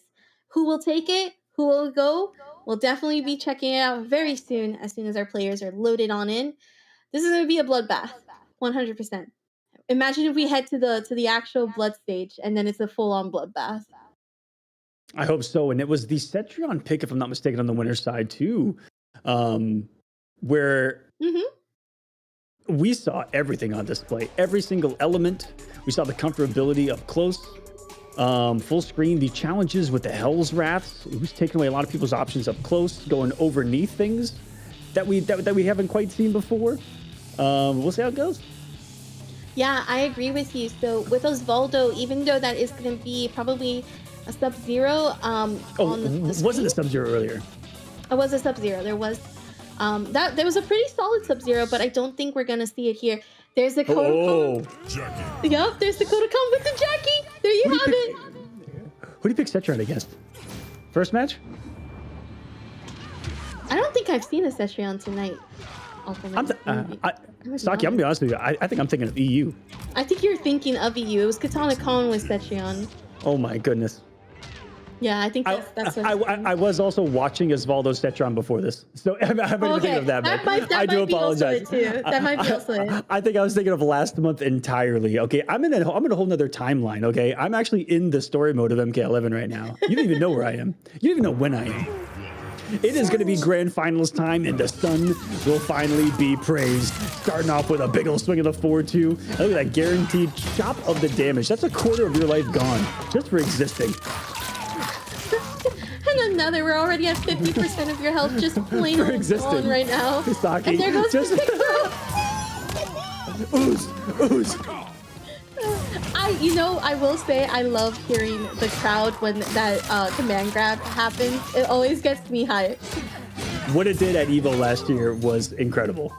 Oh yeah. Who would have thought that one of the most complained about things in MK would be the hypest thing in the crowd, and he's gonna chop away at the rest of the health blow, drag that 400-pound sword across the ground. Did you see that? That thing was breaking earth. I feel like that was like a call out to like Silent Hill in a way, with Pyramid Head with that like for sure sword, because that looked exactly like how a Pyramid Head would drag his sword. There goes the 4-2 right now into the cat. Oh. Actually ducking the high kick and getting the down 2. Oh, And the we down had that four cat classic. Yeah, this is kind of a rare thing to see in Kotal Khan recently. And the down four cat again working out. You do not get to press the button. Starting -7 every single time. He's got no resources now. Back to the wall. It gets the entire. That was so bold, and the sun's being praised. He's just big chilling. This is gonna eat. This is exactly what he can do. He's totally at the mercy right now of just playing it safe, whereas Osvaldo just had to do something but couldn't make anything happen, and that forward two still landing it, and so That may have been- SRU getting the first game. That was probably the first time in a long time on the screen that Jackie's put out one of those goops and it's hitting the opponent and she's going, wait, what? Wait, this isn't free for me? No, What's not happening? Today. Not You know, today. not very many characters get to chill in that and actually chill like Kotal Khan can. Forcing something, and even more bold for SRU to be the one to press something right there. You know, rather than chill right there, let Jackie establish some more pressure, he was the one to make the bold read. I think it was just a forward two right there. We are seeing the Liu Kang pick. Now, this is an interesting choice. You know, with SRU playing so dominantly, I don't think it's a matter of the character. I think it's more of like, can you call out some of that forward two and interrupt it, or can you get your momentum going? So I'm not too sure how this Liu Kang pick is gonna play out. Fight. With the low cat equipped, it's going to be quite interesting because normally Liu Kang wants to zone this man or mix this man up close. It really is a 50-50 on how you want to approach this. Because cat is awkward. It puts you at the mix range of Liu Kang. It puts you at forward automatically. And there goes the crushing blow. Already using breakaway here, getting caught by the tick throw. Keeping the Grand Discus safe. And there you go, getting caught by that forward two. You have to be careful. That's that golden forward two range that Koto gets. It works out every single time. What a scary character to go from 3/4 screen to a slight walk, and all of a sudden you're at that forward two of a threat range. That range surprises everyone. Keeps us safe with the bullying of the disc. Gonna praise the sun, and now is it too early to praise the sun? It just might be. It was, and the crazy thing is that crushing blow eliminated the sun, but not gonna be caught blocking. And now this is a win-win. Now SRU's like, oh yeah, he's off the KB. Let's go. That was Pretty much. a savage God Ray. And it is gonna make Osvaldo have to do something. This man's already back at full health. Practically, and that's 1,050. So that's quite a bit of help there. There goes the armor break. Gonna get the side switch. We do have those nunchucks going out, but no! Oh no! Punished on hit! Oh man. Talk about unfortunate. Boy, the tide has turned and the pizza coming in on time. Right?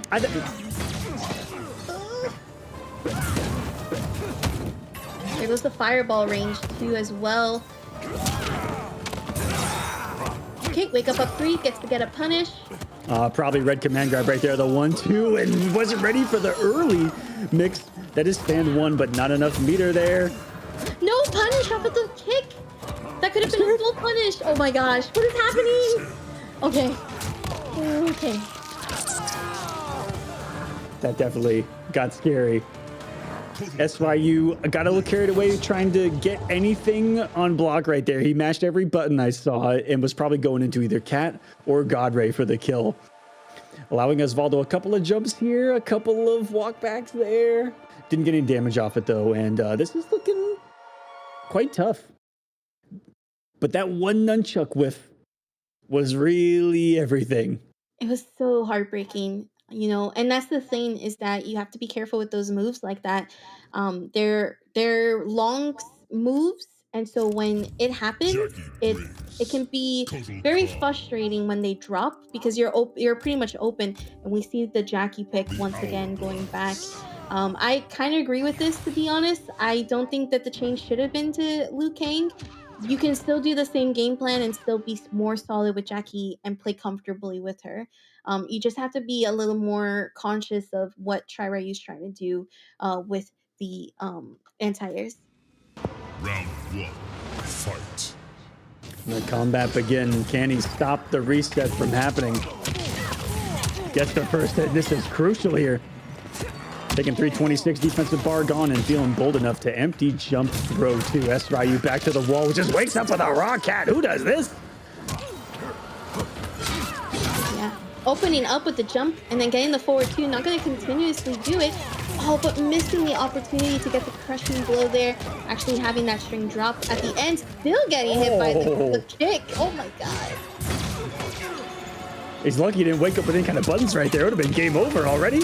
And through the disc, through the fire and the flames of the Aztec, Jackie leaps and gets Osvaldo on the board finally. Fight. Something. This is exactly where I was hoping to see Osvaldo come out from. Oh, but no, the block, the up three, not going to be able to get it and actually hit SRU there. Oh, but the whip down too. That looked like it was a kind of a good read, but was he kind of not directly above him? What an altercation of normals. Gorgeous anti-air. Waited out the blast perfectly. See Osvaldo meterless down there. So crucial in the Jackie matchup to keep track of her offensive bar. It can make or break you. Oh, trying to guessing flawless wrong? block that. Yeah, it looks like it was an attempt to see if they could flawless block that string, but not going to be able to. There goes the down two, this time not whipping. Waiting patiently just in case Osvaldo was trying to wake up buttons. There goes the air to air. Ooh. There's no coming back from that. That is death. Final round. I feel like could they have killed with just the meter burn off of him? It would have been really close. And Okay. I would have spent it too. Just no offense, just because it's Jackie. Yeah, I would have been feeling the same exact pressure. I think that's right. You feel on the good spin. Oh, they're jumping forward too. Sometimes people think that with that early jump one that you can press and interrupt the forward two follow up because it's so slow, and a lot of people can interrupt or they get cooked by it. And that converted. Very rarely do you see something convert in the disc as an anti-air. And that's right, you gets it and resets. Yes, we have it. 0-0. That was actually so good. Oh my gosh. That was so good. And with that, SRU has put Osvaldo now in the loser's side, where we have another best of 5 coming your way. And this is it. This is exactly what SRU does best. I expected this Kodo to come out. Osvaldo now has to really freshen up, say, okay, now I really have to clean up my Jackie against SRU. As Osvaldo knows, he's got to be looking for some savage reads from SRU. Those down twos have been flying. A lot of forward twos in neutral that Osvaldo's been kind of frozen at the range to allow them to happen too. You know, you mentioned early on that sometimes you do have to challenge it. You do have to put out something to stop that forward two advancement from happening, especially before the startup. You've got 20 frames to work with, but it's also scary because if you're wrong, if you mistime something, you pay the iron price. And right there. But how many little things SRU does to set up a forward two are incredible. A quick little whiff, a quick little backdash will just get you to let go of that block button. The wake up of 3 not going to be able to anti-air interrupt the goop just because of how high Jackie was there. And I don't know if something's in the water tonight, Saki, but there's been a couple of drops from Jackie on Kotal Khan that have looked a little sus. And Kotal Khan's been looking a little small tonight. Everyone has a small hitbox tonight. So it's the moon of the small hitboxes. Osvaldo now out of the corner, whilst walking the forward two. Trying to create some of that space to get distance out. Backs up just a little bit, tries to anti-air the goop, but we're going to see Osvaldo take those opportunity to get in. The goop coming out, that is dot damage, and I think what Pain just tried to do there was just inch a little closer and not be at that full screen range. This is like neutral. This is actually forward 2 range for him. And for the first time, we kind of saw Osvaldo challenge the frame data of Kotal Khan there, and SRU kind of recognizing the range and said, you know, he just might have the corners this time around, and he does. Big whip into the corner! But no hit confirmed from SRU. And not that this variation has a lot to hit confirm into, because you give up the launcher for all that guaranteed damage that he's bringing. Yep. Great throw tech from Pain. There goes the back throw for Osvaldo to try to push Pain into the corner. Cat comes out. No punish though. That was a lead to get the side switch. Great patience here, but still getting opened up. This is though fatal blow territory, and I think this is gonna hurt quite a bit. Oh, he's dead. Oh yeah, 100%. There goes the slam. All right, get off the sword. 415, and that was an animalistic wake up neutral jump. Quite animalistic indeed. How does it feel to play a character that just has a lot of damage off him? I wouldn't know. Well, I kind of know, but not in this game. It feels incredible.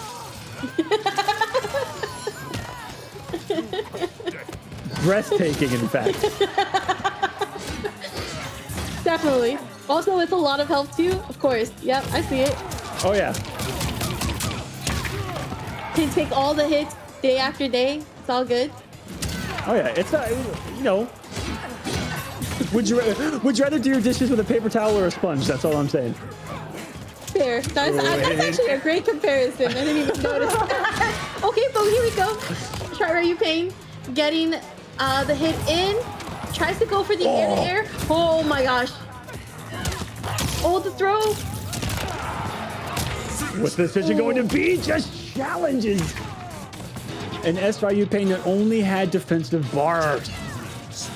So smart. And he's on the board here early. This is a completely different match now, guys. Those 3 games didn't really matter. Osvaldo's winning the match now, 1-0. Yep, Osvaldo, great job getting that first game in this bracket reset. That is important if you're trying to stay alive. This is your final chance, right? This is your second chance. You've already gone through that first to 3. Now you have to come back and really make this comeback happen. You're already starting off a good feat. I see that SRU is going to stick with Kodo. I don't think there should be any changes. I think this is actually not a character issue. This is just adapting to each player issue. Yeah. I can see him coming off of the cat, which he actually does here. It was the same skin, so I couldn't tell, but we are going to see Concut coming into play now, which is the adjustment I would have kind of gone with. You know, losing out on damage on your hit confirm of 1-2 can be crucial, but it was really the cat that was doing it for me. You know, cat has its matchups. Here, disc is going to reset neutral and put you right at a better distance normalized. Cat, you're going to let Jackie mix you. Yep. Good adjustment by SRU, but as Waldo says, guess what? That switch, not going to matter. Doing the illegal kick to the back of the head, by the way. That's illegal. Not in Outworld. In Outworld, it's free for all. There are no, you're right. There are no rules. There's no rules. You know what's the only rule in Outworld? Don't talk about Outworld. That's yeah, what that is. Hey. You're talking about Outworld, Kotal Constance Aaron. That's all I'm saying. Should be for the kill. No, drops the damage. I don't think that he was probably feeling comfortable with that pickup. I think it was just too close. It is hard post down 1 nerf to do that conversion with Kotal. I sometimes see some Kodos do it so flawlessly, but I understand completely. It's like, you've done it so many times. Take right down 1 to stop and interrupt the string. We're gonna see Pain get opened up once again by Osvaldo. This is really big damage. I would not try to break away. Hold on to that meter. Yep, use your roll to try to get out. That is a trade that is in favor of Pain, still standing. Just the entire hesitation before pressing buttons 2. Doesn't want to overcommit into the wake up with so much offensive bar. Now gone for Osvaldo. Gets the swing and through the buttons. SRU presses a little too much. Those hit advantage situations might be a little too disrespectful towards the end. You know, assuming that Jackie's out of the offensive bar and, you know, couldn't keep something going. Killed him. Gets the grab. Outside of the blue magic range to avoid some damage. Still sitting pretty full health. Papa Khan's pizza keeps him safe. And it's hard for Jackie to press a button right there. I don't think that she can beat Kodokan there. Stand 4, down 4. Gonna be hard to beat outside of a leap hits in air strap. Okay, there goes that breakaway, and this is pretty good position for SRU Pain. Just has to get Jackie back in that corner and open her up once again. Osvaldo Diaz backing away, knowing that that forward 2 is just inching closer and closer. Leaping in to start the mix, and there goes the opening, but tries to go for the reset. Pain able to block all of this pressure. There goes the down 1 check into the dash punch. We do see the forward 2 try to come out. There goes the jump in, and this is perfect for SRU Pain. Oh no! Oh no! Oh, the drop at the end of this too cannot be opened right now by Osvaldo. Both characters in Fatal Blow. Ooh, okay. Beautiful block Avoiding on the overhead. Let's put so many Fatal Blows. Guy goes overneath the corpse. Is that gonna be enough to get the offensive partner? On the frame! On the frame, Jackie built that meter. Incredible SRU, Saki. I don't know if Christmas is at a different time of the year in other parts of the world, but he gave him a couple of Christmas gifts early. 2 of them, in fact, dropping both combos in the corner after con cut. You know what's funny? To lose both rounds. Christmas is during their summertime. Oh, is it really? Yeah, I think so. Their winter time is completely different from our winter time. So Christmas is actually in their summertime. That was accidentally semi-accurate. But that he had both were round winners. Yep. If you complete the combo. If you did. And I think we're seeing the the Cabal switch to complete that combo. Probably too much time on not using Concut Codal. And going for those optimals right there, instead of doing down 1, then forward 1, 2, he could have just done forward 1, 2, and it's 100 times easier in both situations for the kill. Okay, there goes the gas mask, a beautiful down 1 anti-air, and actually avoiding the up 3 completely with the goop. Did you see that back throw happening from Osvaldo Diaz? Oh, the whiff throw though hurt quite a bit, and Osvaldo able to get the forward 4 and the side switch for 30%, keeping it nice and clean. Good blocks on the wake up 3. The whiff down 2, not gonna get the optimal punish though, just gonna get that poke in. Oh, was he going for a swag combo on us? I don't know, but we will never find out, as Osvaldo, from the depths of a 3-0 reset, finds himself on 3-0 championship point. What a turnaround, potentially. Well, no pun intended, as she has just made quite a few turnarounds, Cabal. This is where we see players either get too comfortable in their win lead, or they establish and clean it up, and hopefully we can see that from Osvaldo. Has quite a bit of a health deficit that has to catch up now. Has to put Pain in that same area of health. Fatal Blow now in play. The gas pressure works for him here. Keep himself alive. Toss it to the corner. I wouldn't be surprised if he starts this match with a jump back 2 to cover any kind of escape from the corner. Oh, that's a grounded challenge. It was the second move, so you were kind of close. You were kind of close there. But the air-to-air... That was the grounded version of the same exact normal. Look at him. Right. Jackie's checking with her mid. There goes the spacing from the gas blast. That has been that really has pretty pushed helpful. You full screen. Do you see this? It's opposite of Scorpion. Get away from me. Losing the air-to-air, the goop not going to actually interact. Has to play a little bit of defense against this gas blast. There goes the goop though. Gonna go for the reset. SRU Pain trying to make this comeback happen. If not, this is potential set point for Osvaldo. Not going to be able to punish, but does punish the breakaway. Resetting the scaling. This is, I think one Buzzsaw could kill here with that reset on the 950. It's going to put her off a low. Oh yeah, that was one boss though. I think you're right. This is the. You know what's crazy is Osvaldo also has. Yep. Oh my gosh, we are staying alive here. Cabal wins. I don't agree SRU with the Pain. goop. I don't agree with the goop setup. I think it was just better to try to bait out a button or shimmy a button potentially there. Ugh. It's Tried something scary. crazy at the last second. Yeah. SRU finds some ground here post reset. The pick off a Kodal was looking a little scary early on. That Kodal was pristine, warmed up, has already done the damage. But this Cabal has been clean all night long. Jackie Briggs. Cabal. Goro's All right. left. I think we're still sticking with the Jackie here. I agree. Don't be switching characters right now. It's already too late in this bracket. Again, the issue isn't about so much about character picking, but it's about how are you improving or adapting in these matchups. Indeed, and has already gotten quite a few games against this Cabal, even earlier tonight in their previous encounter. Fight. Let's start with that back two. Ooh, okay. And a lot happened quick, and a lot of meter was spent to come off the up three, going over with the shrapnel.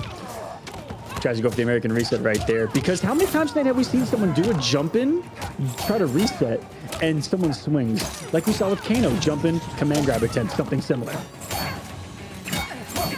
Osvaldo is looking really not too good right now with how SRU Pain is just establishing momentum, and the defense is just not there. What we were seeing before in the first two games is almost like Osvaldo's crumbling little by little. Yeah, that just fell apart, and it was a beautiful little walk up, different timing stagger from SRU that caught him off guard in the final moment. This is a character that has been able to equally do the damage to Jackie that Kotal Khan actually wasn't able to do early on. Saki, when he was able to go for the damage, let him down. This Cabal going to be a lot more consistent at being able to challenge. Yeah, this is definitely more consistent to what we were seeing before, and it's been working out in these last game or two. It's really on Osvaldo though to really establish like, okay, we can't be on that same pattern anymore because we're seeing Pain react to it, right? Like for example, that's a perfect goop that just gets punished completely by Pain because it's too close. Yeah, at an odd time to do it. They're back to the corner, post gas, maybe reading a gas in. Ooh, there goes the rocket punch on full max distance, but the down two, and this is fatal blow. We are going to game 5. That was ridiculous.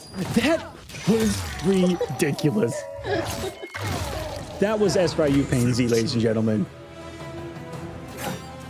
From coast to coast, Jackie flew just to be met by a godlike flawless block into GG's final game.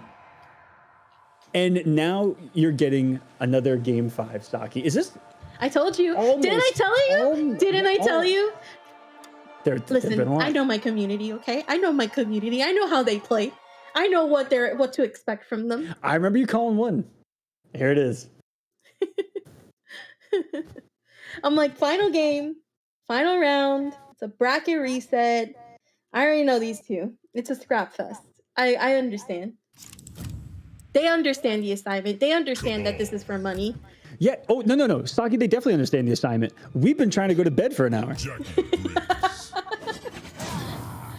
I think, what are you? And they're intentionally, John, I'm just kidding. Well, I'm on East Coast, so it's definitely already going to be midnight. Oh, yeah, for me. you're late. It's Oh, Friday yeah. already. So, but I'm here. I'm awake. Hey, TGIF. I am enjoying the Mortal Kombat action. You know what? We're in the moment. Exactly. Yeah, everyone here in the moment. Fight. Not one cell phone in sight.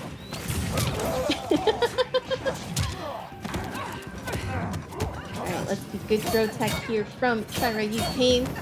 A little bit of a slower start. Usually we see them two actually getting a full hit in, but this time it's been trades and pokes between each other. There you go, the first opening for Osvaldo. By the time Osvaldo on the offense here, and one of those kind of raw random goops, getting the read on that gas side in. Oh, he's looking for the bait early. This strike throw mix is so dangerous.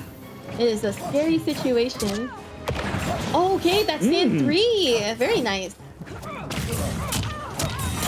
And that's an armor break. That was incredible.